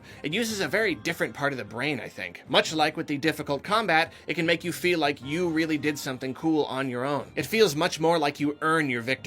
Breath of the Wild shrine puzzles are really fun, but naturally I have a couple complaints. Sometimes I do find myself wishing we were given more traditional puzzles. Rolling giant stone balls and flinging around metal boxes and manipulating all these crazy ramps and things is tons of fun, but every once in a while I'm just like, you know, I could really go for a sliding block puzzle right about now. As we've seen with some other parts of the game, I love this new style, but I do sometimes miss the old style a little, and I hope that future games offer more of a balance between the two. A bigger issue is difficulty. There are indeed some tricky puzzles in this game, don't get me wrong, but I think just a few too many are a smidge too easy.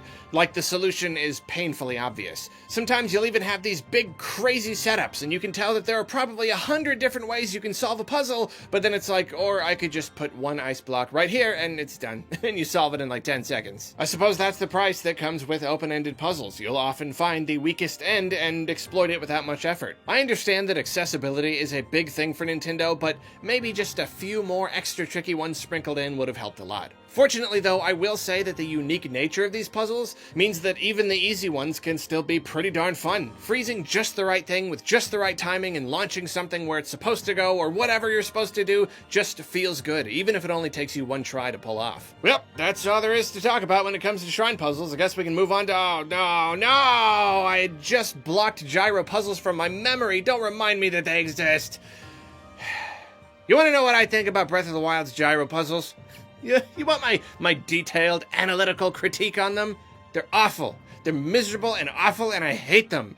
You ever heard the phrase, Nintendo got a Nintendo? It's the idea that no matter how awesome a Nintendo game or product is, they've got this weird knack for including at least one little completely baffling thing that brings down the experience for no good reason. Gyro puzzles are this game's Nintendo just being Nintendo thing. The basic idea of tilting your controller or your Switch to roll some balls around or whatever is fine. I guess that could be a little fun. But most often, to do what you want to do, you've got to keep tilting and tilting and tilting, and it's not long before you reach a point where there's no possible human way to tell what movements will translate into what actions on screen, and you gotta just start the whole thing over or twist around randomly until you win by sheer stupid luck. The puzzles are tedious, the tracking is inaccurate, and trying to do any of it in handheld mode is a complete nightmare. I could probably complain about gyro puzzles for 10 minutes if you let me, so instead I'm just gonna stop here and say, what on earth were they thinking with this? Whoever approved these puzzles needs a stern talking to. Shrines may make up the bulk of Breath of the Wild's dungeoniness, definitely a real word, but it does very fortunately feature a handful of actual dungeons. You've got 4 divine beasts to liberate, and each one acts as its own self-contained dungeon. They leave a good amount to be desired, but they also do a lot of stuff very, very right. So let's start with the good stuff. From a flavor standpoint, these are probably the coolest dungeons in any Zelda game ever.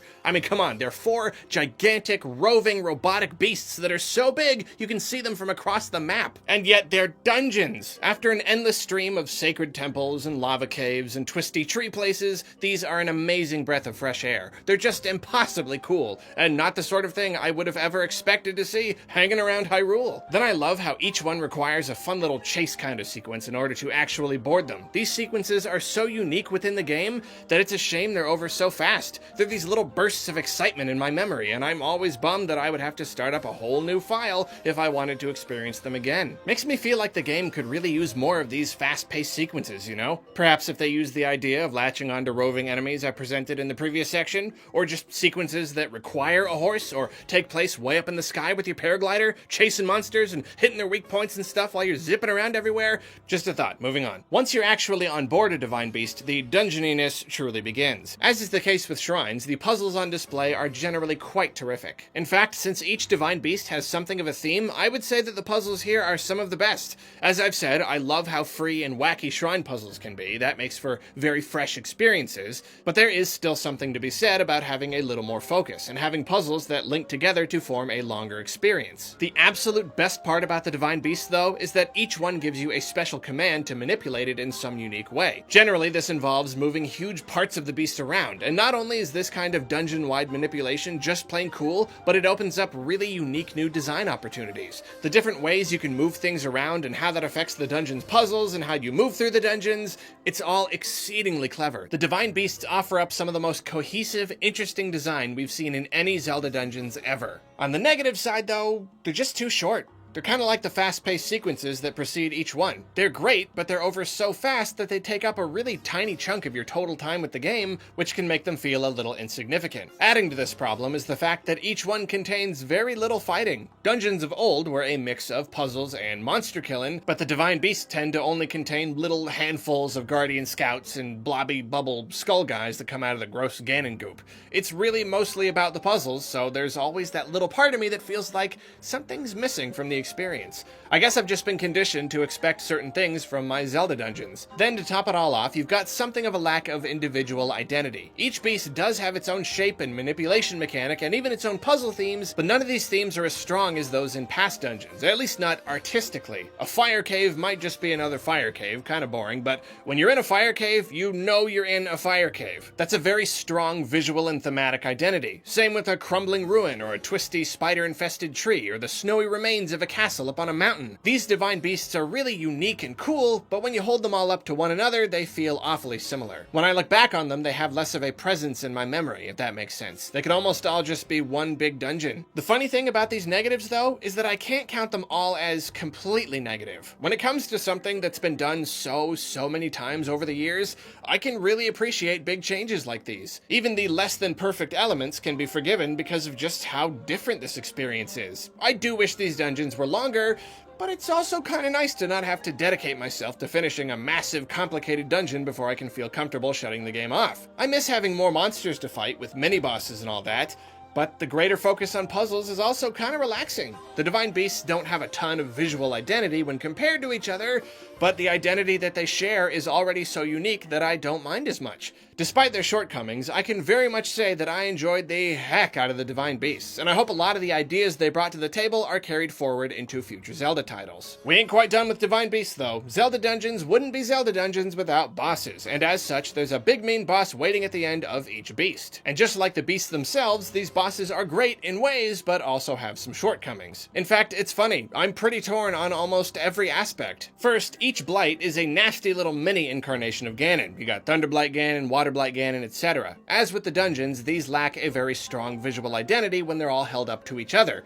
versus a giant spider, or a dragon, or a ghost, or some other thing we tend to see in Zelda games.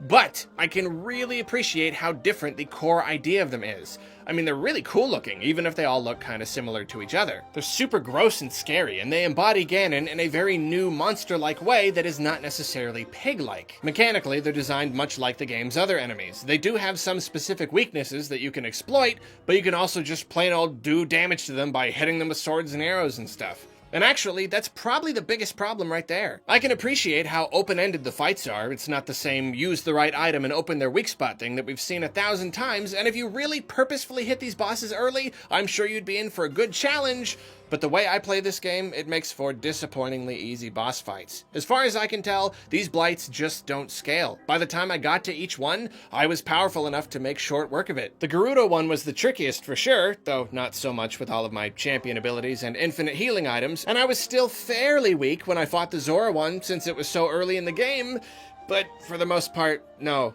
The game was like, you can fly around on the gusts and deflect its beam and shoot back the ice blocks, and I'm like, or I could just shoot him in the eye and wail on him until he's dead. In my eyes, bosses are some of the best and most memorable things in any Zelda game, so this is more than a little disappointing. You could easily argue that many past bosses have been laughably easy as well, and in fact significantly more so, and you would be 100% correct.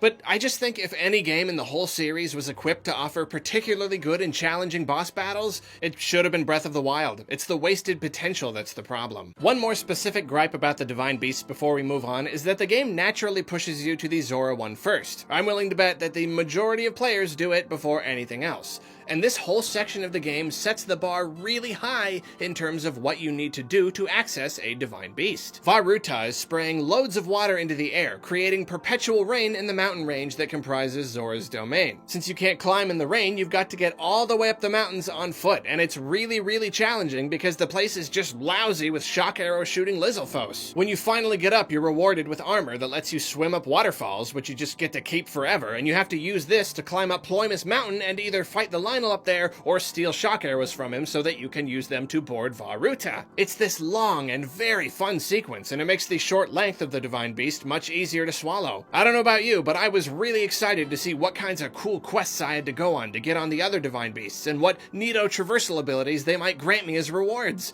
And of course, I was progressively more disappointed with each one I found. None of them can hold a candle to Vah Ruta. I mean, with Vah Medo, you go to Rito Village and they're like, go find Rivali, I think he's out getting lunch or something. So you walk over and find him and do like the easiest target test in the universe, and he's like, alright, let's go. And you fly up and do your thing and you're done. Vah Rudania is a little better. There are a couple things you gotta do, and you gotta figure out how to get up on Death Mountain without catching on fire, so yeah. Vah Naboris does indeed have a longer, more in-depth quest that you've got to do, but I wasn't too thrilled by it, and I'll actually talk about that more in a bit. Basically, the rest of the Divine Beast lead-ups are just bummers. I can deal with some being more cool and in-depth than others, but the fact that the very best one is basically thrown at you right at the start of the game raises expectations and ultimately leads to something of a letdown. So overall, there's a lot to like about the way Breath of the Wild does dungeons through both shrines and Divine Beasts, but there's a lot of room for improvement as well. The funny thing is that the biggest complaint you usually hear is that it feels like there's just not a lot of dungeon to go around versus the more traditional dungeon format of past games. But when you really think about it, is that true? There are 120 shrines in the game. 29 of them are blessings, which means the challenge comes from opening them up, and once you get inside, there's nothing to do but grab your prize and go, so okay, let's say 91 shrines. What's like the shortest time it takes to do an easy shrine? 5 minutes, maybe? So even at that low end, you're looking at 7.5 hours of shrineage, and we all know that some of them take way longer than 5 minutes to beat. Some are extra tricky and take a lot of puzzling out, and some are just long. I think 20 plus hours of working through shrines in total is a reasonable estimate. And sure, you don't have to do them all to beat the game, but if you're lamenting that there's not enough dungeon in this game, you're probably one of those people who is hunting down all of the shrines. Then, on top of all the shrines, you've got the 4 main dungeons. Sure, they're not the longest dungeons, but they're not the shortest either. I mean, Majora's Mask only had 4 main dungeons, and Wind Waker had like, I don't know, 2? 2 or something? I don't remember. These ones are a little short, but they're not insignificantly so. So altogether, I'd say there's a decent amount of dungeoniness in this game. So the interesting thing to think about is, why does it not feel that way? Because I kind of feel like it's lacking in dungeons too, if I'm honest, and I don't get why. My theory is that breaking the dungeon experience up into many smaller experiences makes it all feel a little less substantial in the end. No individual thing holds a giant place in your memory, so it kind of feels like you didn't get to do as much. None of the dungeon-y experiences have a very strong visual and thematic identity, as we talked about, so they all kind of run together and none of them are particularly memorable, even if they are still really fun. I'm not one of those people who was like super disappointed by Breath of the Wild's lack of more traditional dungeons, but as with many things, I do hope they can strike a better balance in the future. This was kind of nice for a change, but let's have some more striking and in-depth dungeons next time, even if it is still just a handful of them plus a whole bunch of shrines. Because for the record, I never want another Zelda game without a whole bunch of shrines. Before we move on from dungeons though, let's touch on 2 notable places in Hyrule that are sort of like dungeons, even though they're kind of not, but they're not like anything else in the game, so I kind of lump them into the dungeon category. The first is the hideout of the Yiga clan. Here you've got to venture deep into a canyon in Gerudo Desert and retrieve a Thunder Helm so you can board Va Naboris. I liked the thrill of visiting the hideout of the guys who had been trying to kill me the whole game. I like that this is a fairly large and unique area that's only used for this one quest, as we don't have a ton of those in Breath of the Wild. I like the silly little thing the Yiga Blade Masters do when they see bananas. Beyond those things, there is not much to like about this quest. This is the kind of auto-fail stealth section that I was happy to escape when I found that Breath of the Wild implemented stealth in a more natural way. When I got to the hideout and I saw that one hit from these billion HP Blade Masters would give me a game over, and that I couldn't save in the middle somewhere, I absolutely had to start all over whenever I died, I was just appalled. It doesn't really matter how strong you are. You cannot take a hit from these guys, and that flies in the face of the whole rest of the game and what it stands for. Now, I'm annoyed that I can't 100% fault it, because apparently it is indeed possible to kill all the Blade Masters and avoid having to sneak. Your reward for having the skill to take them out legitimately, or the resources to blast them all with ancient arrows, is a shorter, simpler ordeal. And hey, I'm always talking about how some challenges in this game are too easy, right? Shouldn't I be happy about this? But somehow I'm not. Really, I'm just annoyed that they would put a no-save, auto-fail section in a game that seemed to have broken free from things like that. It just seems wrong. It is cool how the place has a boss, though, even though he's, you know, too easy. The second slightly dungeony place is Hyrule Castle. It doesn't really have an end goal beyond climbing to the top and fighting Ganon and maybe finding its shrine, so at the end of the day, it's mostly just a place to explore. I'm a little torn on this, which I suppose is not surprising based on my opinions on all the other dungeons in the game. I was definitely disappointed that there wasn't more of a point to Hyrule Castle. I kept turning corners and expecting to run into something big. But when I look past that disappointment, I can really appreciate the idea of this gigantic, sprawling place that was made mostly for exploring. It's jam-packed with powerful enemies, and I spent so much of the game being too scared to even get close that finally creeping around inside and trying to find my way up to take an early peek at Ganon was a huge thrill. There is good loot to find, and that's obviously great, but most of the fun comes from just seeing the castle and how grand and beautifully constructed it is, and imagining what went down when it was destroyed 100 years ago. It's incredible that the dev team put so much effort into something that you barely have to experience if you don't want to. If you know where you're going and you just keep on climbing, you can get to the top fairly quickly, but if you're so inclined, you can spend hours exploring every nook and cranny, and you will find some decently interesting stuff if you do. I already mentioned the journals of Zelda and the King in an earlier section, but I would say another highlight is the Stalnox down in the dungeon that's guarding a Hylian shield. That's definitely one of those, whoa, I actually found something really cool moments. Also, surprise Lionel attack! Hyrule Castle may not be a full dungeon exactly, but hey, it does have a boss at the end. The final battle with Ganon is here, and we might as well talk about it. I had positively no idea what to expect when I climbed that castle for the first time. I was thinking, so is Ganon just like sitting there somewhere? Will I find Zelda hanging out with him? Am I gonna fight a giant swirly pig head? How do you fight a giant swirly pig head? How's this gonna go down? So I was surprised and thoroughly ooged out when I found a nasty Ganon cocoon pod chilling up in the tower. And I also did not expect the Ganon that came out of it to look quite like it did. We're used to the idea of Ganondorf having a regular old humanoid body, then turning into some weird pig beast when you fight him. The Ganon swirling around the castle the whole game is pig-like because he's given up his regular body and is in a crazy enraged form. So it's extra creepy to me that here he embodies his humanoid self, but in a very uncanny, monster-like way. I expected pure Piggy, but we got no Piggy at all. He's got a human-like face with a classically Ganondorf red beard and all these gangly human-like arms. This reflection of his original Gerudo self can also be found in the Blights, as I touched on earlier, and it's a terrifically fresh take on the villain. Even better though, Calamity Ganon's dwarfy features are made all the more creepy thanks to the rest of his design. Again, no Piggy here, even though I was sure there would be. He's more like a guardian. He's got a grotesque spider-like body. Some of his legs look like they came right from a guardian stalker. He's got ancient blades for claws, and he's even got his own laser beam arm. He's basically the ultimate guardian. And I know I've said this kind of thing about 100 times throughout this review, but seeing him for the first time, I thought, am I playing a Zelda game here? Like, is this really a Zelda game? Because this is very unlike any Zelda boss I've fought. Mechanically, I'm a little torn on this boss fight. When you just look at him and his attacks, he's the best boss in the game several times over. He's just got such a wide assortment of attacks. I've already expressed how I like the baddies in this game because you actually fight them. You, for the most part, don't just use an item to open them up like a puzzle. And Calamity Ganon is no exception. You're constantly moving, constantly dealing with some new attack or other, and deciding what specific way you want to deal damage to him. But then, just like with the Blights, if you actually played the game before you came to fight him, he's way too easy. You don't necessarily have to learn all of his attacks and figure out how to dodge them and deal damage if you just feel like spamming him with bomb arrows. On top of that, if you freed all the divine beasts, and again, who would not do that, the champions blast him down to half health before the battle even begins. When you get him down to about a quarter is when things should start to get difficult because he puts up this shield around himself, and as far as I can tell, the only good old-fashioned way to get past it is to perfectly shield parry his laser attack, and I don't know about you, but parrying lasers is hard as heck. Got your champion powers, though? Don't worry about a thing. Daruk's protection parries it for you, and Urbosa's fury just breaks the shield all by itself. Mix in a heaping tablespoon of Master Sword, and you got yourself a defeated Calamity Ganon cake. I can definitely appreciate this in its own way. They want him to be easy if you played the game a bunch. That's your reward for conquering Hyrule. You get to just cruise on in there and kick his gross spidery butt. That's basically how it was in Majora's Mask. But it's just so clear that Calamity Ganon is an amazingly designed, amazingly fun boss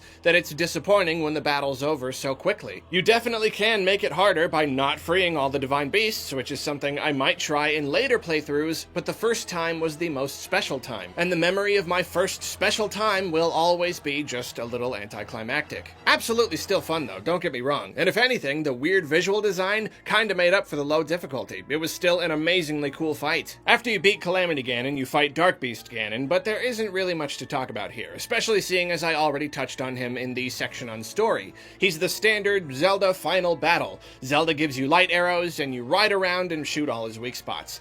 Though actually, it is kind of unusual in how ridiculously easy it is. Most Ganon fights can still be at least a little challenging. This is very simple and by the numbers, and I don't even know if it's possible for his big laser attack to hit you. Like, can it? Have any of you guys actually been hit by that thing?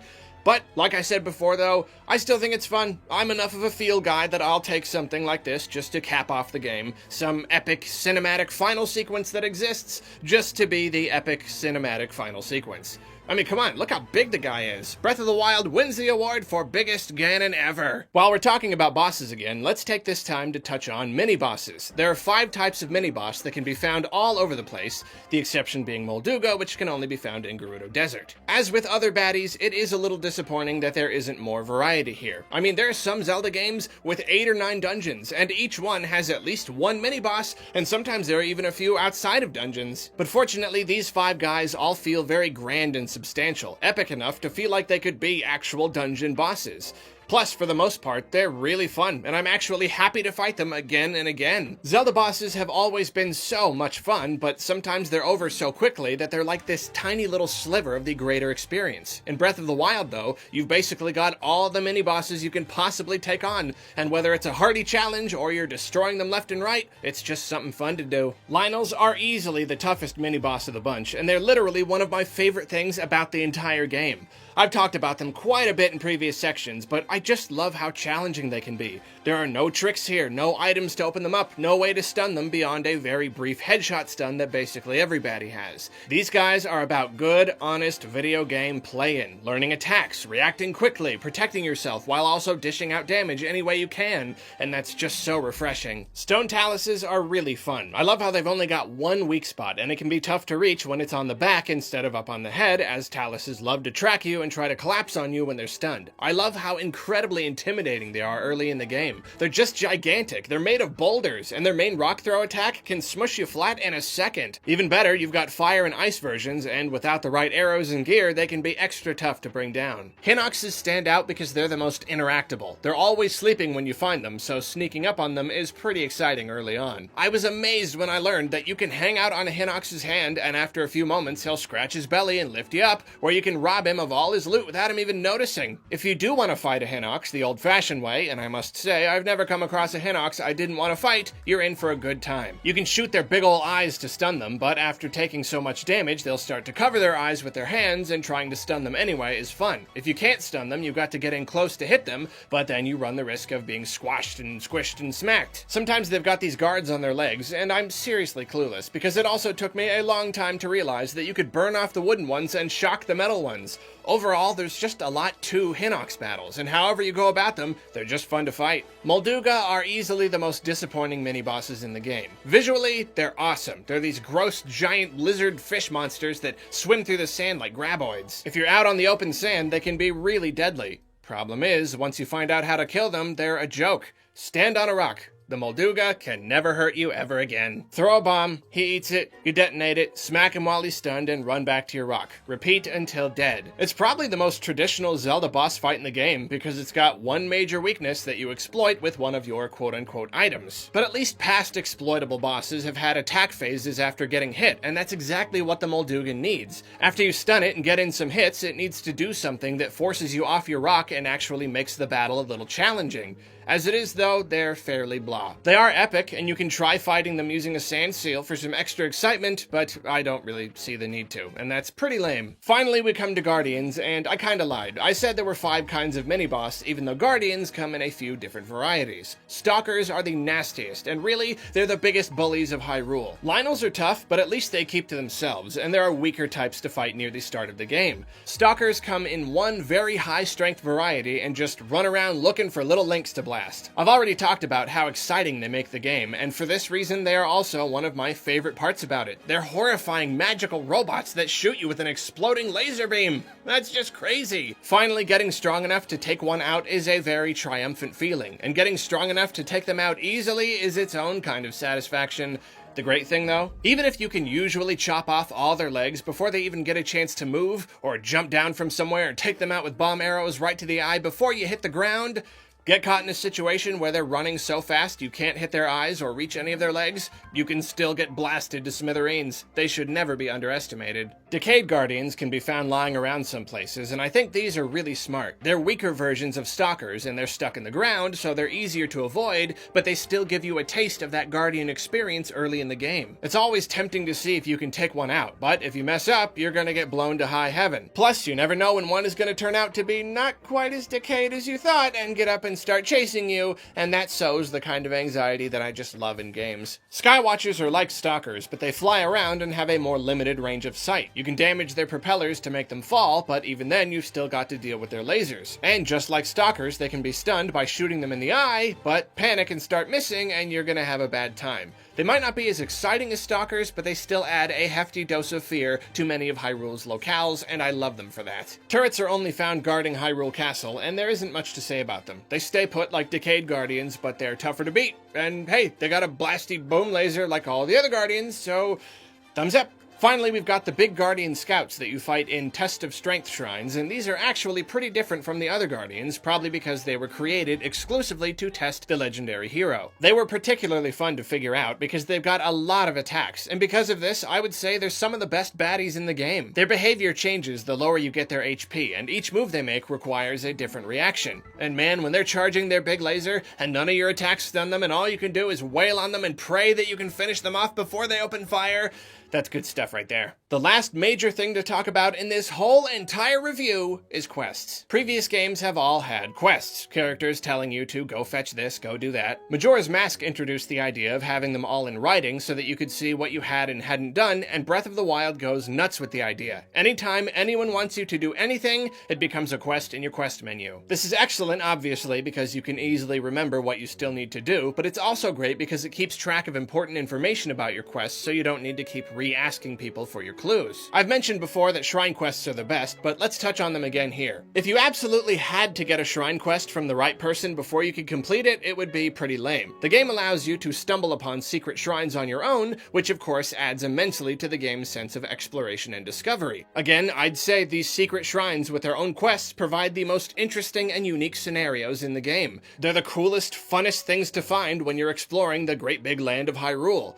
But then, if you haven't happened upon a shrine yet, but you talk to the right person about it, they can give you a nudge in the right direction if you should want one. For me, this resulted in a really great mix of finding cool shrines on my own and trying to puzzle out my active shrine quests whenever I was bored and wanted something to work on. Some of my very favorite shrine quests were Casses, because I just love riddles. Some of them were pretty easy, but a few had me scratching my head. Every time I was running around and I heard that accordion music float in from somewhere, I'd be like, oh yes, it's riddle time, baby! The only disappointing thing about shrine quests, basically any shrine where it's a challenge simply to find or access it, is that they usually end with a blessing, like I mentioned earlier. The game goes, good job, you already put in the work, so here's some treasure and your spirit orb. No puzzles needed. Just sit back and relax, man. I understand why they did it this way, but puzzles.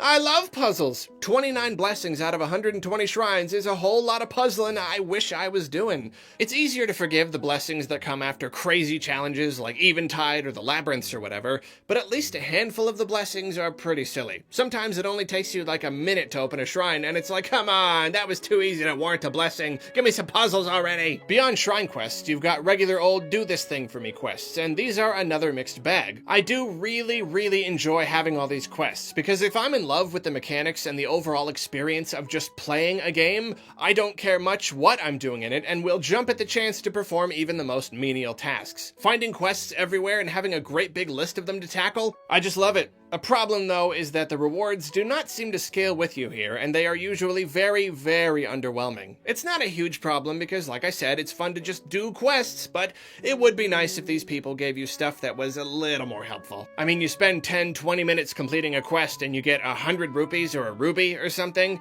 Pretty lame. Basically, most regular quests are just there for the fun of doing something and the satisfaction of checking things off a list. That's not going to appeal to everyone, but I can say it appeals to me enough to still be enjoyable. Though another thing I'll say, it's also pretty lame to get a quest that's like, can you go up the mountain and find me 3 rubies? And you're like, well, I have 300 of those, so here you go. Several quests are literally worthless if you hit them too late in the game. There are a good few quests that I found really enjoyable, but the best of the bunch just might be the Tarrytown quest, for a number of reasons. It's this long series of smaller quests where you have to find people with the right kind of name, so when I first played through the game, I was always excited to reach a new town and talk to all the townsfolk. Then the quest takes a lot of wood and rupees, and it's always nice to just use up some of your ample supply of materials. The best part about it, though, is that it has you actually building a town, watching new structures go up as you find new people. Having new shops to buy from is an okay, tangible reward, but much better is the feeling that you're actually doing some small thing to restore this devastated Hyrule. Not only could the game use more of these long-term multi-stage quests in general, but I think just about everyone agrees that building and restoring structures is something that would just work so well in this game. Sure, it's nice that we get to beat Ganon in the end, and we know that Zelda will work to put things back in order,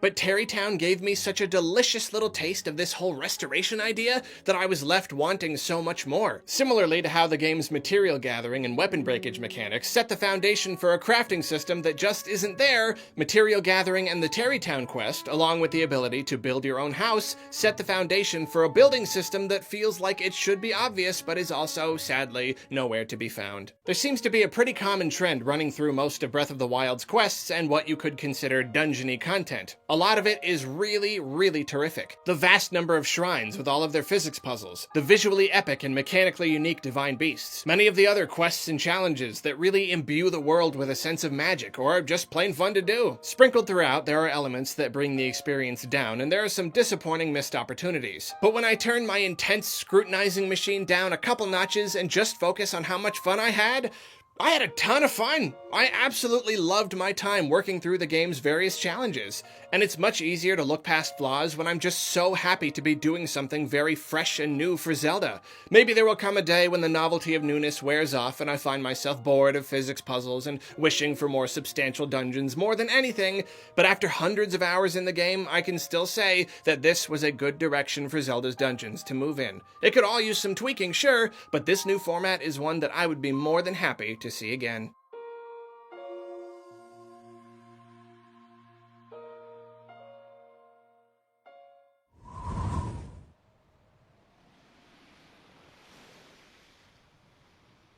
I believe that Breath of the Wild is a good game. You probably could have guessed that by now. But a big question is it a good Zelda game? One thing has been consistent throughout all of my time talking about Zelda with people on and off the internet, and believe me, that has taken up a significant amount of my life, and it's that Zelda means something different for everyone. Everyone has a different idea of what elements make a Zelda game a Zelda game. Want to do a fun experiment? Ask 5 people to rank all the 3D Zeldas from best to worst, and you will get 5 very different answers. And that's actually one of the things I love about Zelda. One person may play it for the story, another may think it's all about the fighting, another may think nothing is more important than dungeons, and another person may think nothing's more important than dungeons, yet still disagree with the previous person on which dungeons are best. But the whole what makes a Zelda a good Zelda discussion has never been as heated as it is now. Breath of the Wild changed Zelda. Every Zelda game has added ideas and tweaked them. Skyward Sword, in particular, as I've mentioned many times, probably changed the most at the time. But with Breath of the Wild, Aonuma and the Zelda team broke the system open completely. For the first time in decades, they took a great big step back and examined every single individual element that made up the series and considered,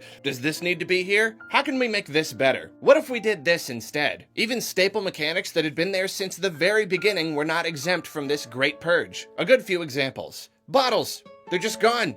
You've got a massive inventory and you can just collect materials with the push of a button, so there was simply no need to include a bottle system. Collecting heart containers. I never imagined we would get a game that threw out such a long-standing tradition as heart containers, but there you go. Spirit orbs are like heart containers in that you can trade 4 of them for 1 extra heart, but they're used for stamina as well, and they are exclusively given to you in shrines. You don't find them out in the wild, hidden in chests and holes. The overall dungeon format. No boss keys, no progression items to find, no mini-boss at the halfway point. Instead, we've got loads and loads of mini-dungeons along with 4 bigger dungeons that are very unlike anything we've ever played. The ability to jump.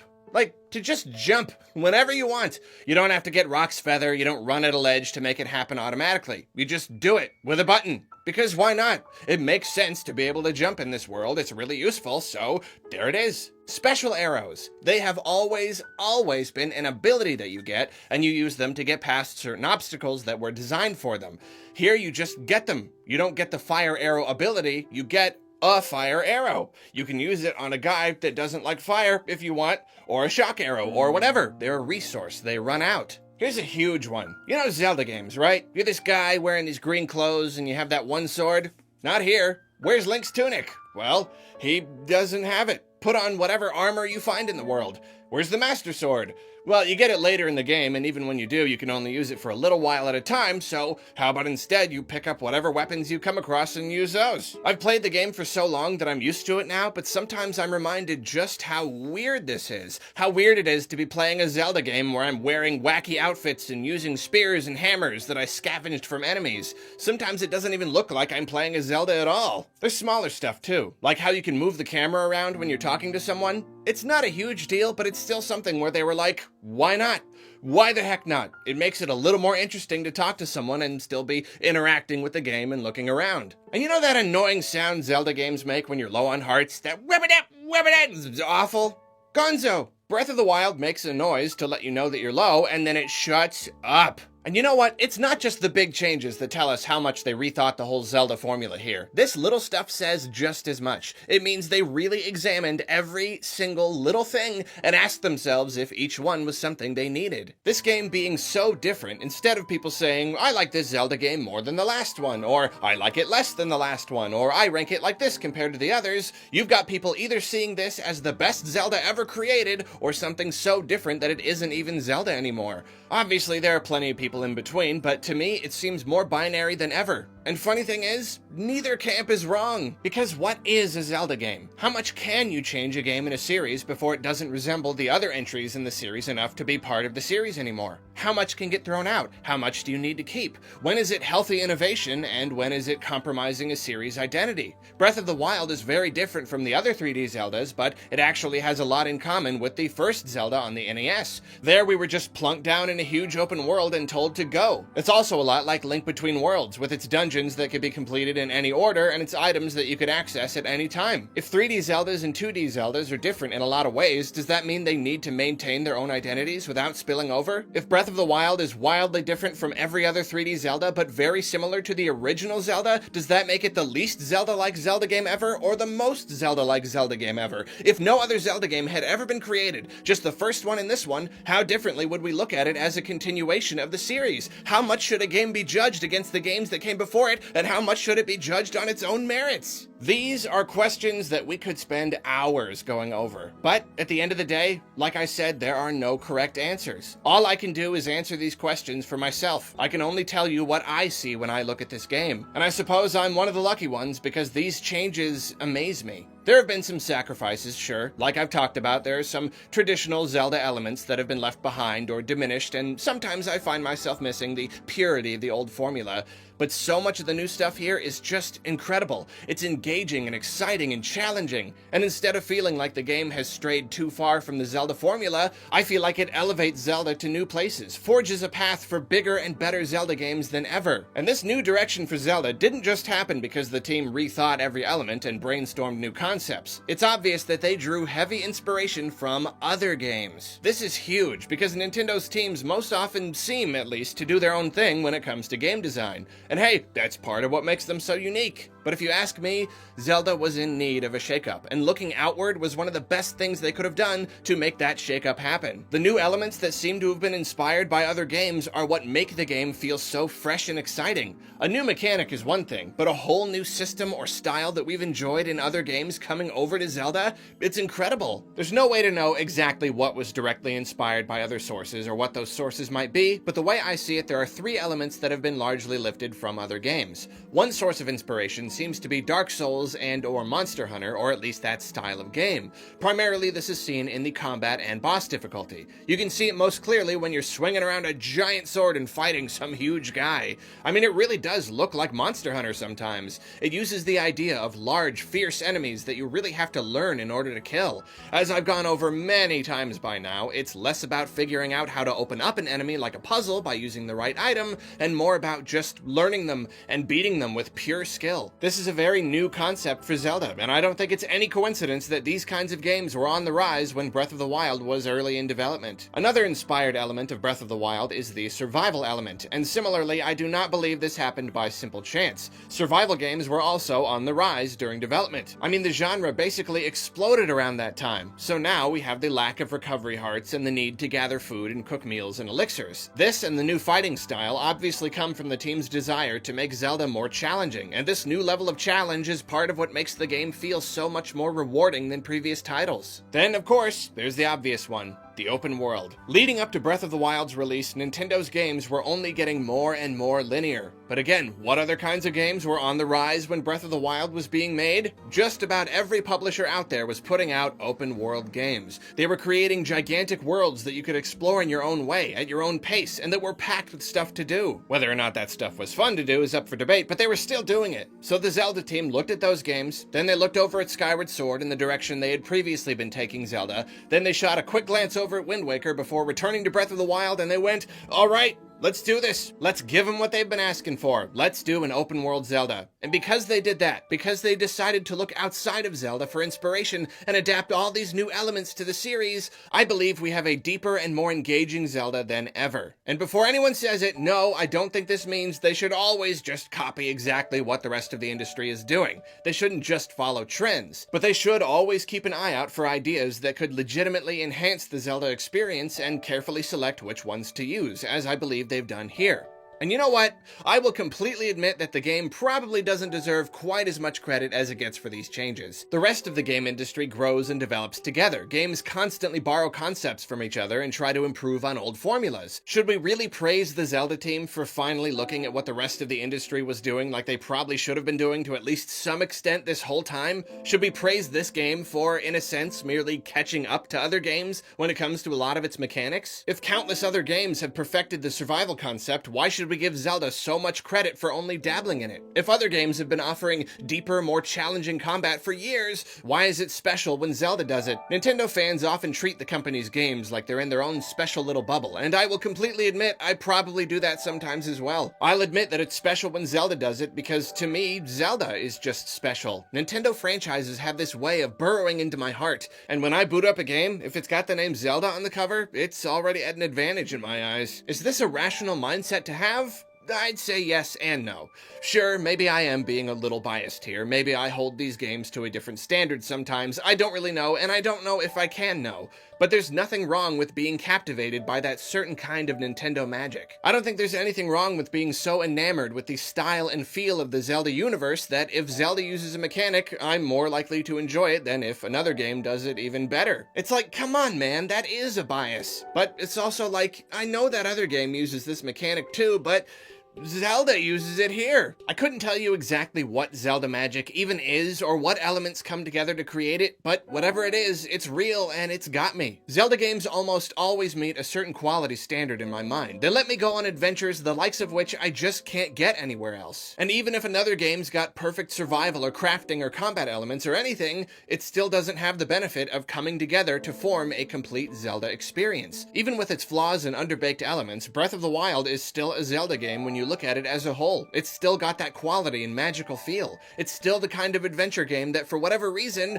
no one else is really making right now. No one ever seems to make adventure games that feel quite as good as Zelda does. And speaking of flaws, as we've seen in this review, this game's got plenty of them. It is so different and new that there are some crazy growing pains. Even its inspired elements need a whole lot of tweaking and refining. The survival stuff is great, but the game's got some issues with difficulty balance. Eventually, it becomes too easy to pick out on all the health regenerating items you want, and the ability to eat them in the pause menu without interrupting a battle compromises the new level of challenge. Then there's the whole system of material gathering without a proper crafting system to go with it. There just isn't enough stuff to spend your money and monster teeth on. The progression system could also use some work. Getting stronger simply by picking up stronger weapons as the game scales up doesn't feel incredibly empowering. A proper XP system or something like it would work much better. Then of course there's the story and the ending. I went to town on the game there. I mean, geez, I probably spent half my review complaining. This game has a lot of problems, lots of niggling annoyances and missed opportunities. But it's a perfect example of how I can think a game is incredibly flawed,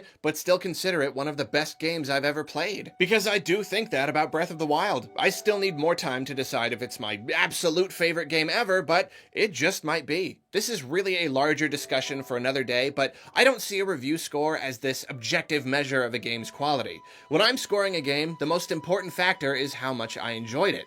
I'm not going to do the whole, give Breath of the Wild a 7 out of 7 thing at the end of the review. It seems silly to do that at this point. But yeah, for the record, if I'm going to score it, I am going to give it a 7. And yes, that's despite the fact that there's so much wrong with it. It's because the stuff that it does right, it does so right. Even if I felt like it could have been better considering what it brought to the table, it still provided what was possibly the most magical experience of my video game playing life. I honestly can't remember a time that I had more more fun with a game, felt more unbridled joy while playing it. Certainly not since I was a kid, back when that magical feeling was much easier to find. Games just don't tend to affect me as much as they did when I was a kid. My ability to lose myself completely to a game has gotten a little weaker over the years. But Breath of the Wild tapped back into that kid in me. It brought me back to Christmas mornings when I could boot up a game and just stare at it in wonder. When I could just lose myself in a game for days and days and truly feel like I was experiencing something special. I was going on a grand adventure. And I know it's kind of a weird thing to say, but all of Breath of the Wild's flaws are kind of exciting.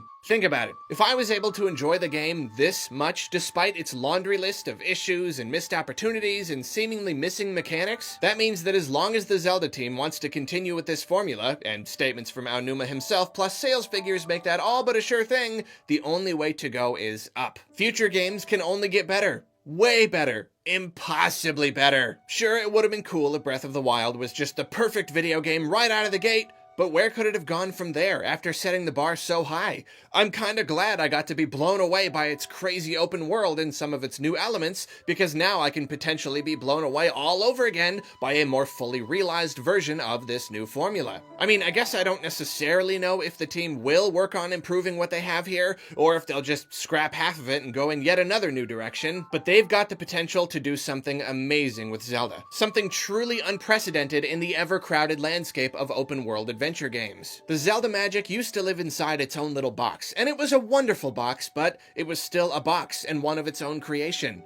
But this game has broken free. It moves the series so far in such a new direction so quickly that now it feels like the sky's the limit. And for that reason, I would say it's the most important game since Ocarina of Time, for both the series and Nintendo as a whole. It shows a willingness to take inspiration and break traditions and try exciting new things that the company has sorely needed for years. It shows that they're willing to make a game that doesn't hold your hand, and that they finally understand how gamers want challenge, they want depth, they want to forge their own adventures. Nintendo will never be perfect, and at the risk of sounding overly pessimistic, I know they'll never fully live up to the potential I see in them. They just don't have the same priorities I do. But Breath of the Wild paints as bright a picture as I could ever hope for. It says something very profound about Nintendo's shifting mindset, their potential, and the kinds of games we might see from them in the future. It seems we have come to the end of my little review of The Legend of Zelda Breath of the Wild. Perhaps it doesn't come as a surprise that I was able to talk about the game for hours, considering how obsessed I am with it. What does surprise me, though, is how even after all that time, I still can't say I've touched on everything. There are countless things I just couldn't fit anywhere, or I decided to skip for the sake of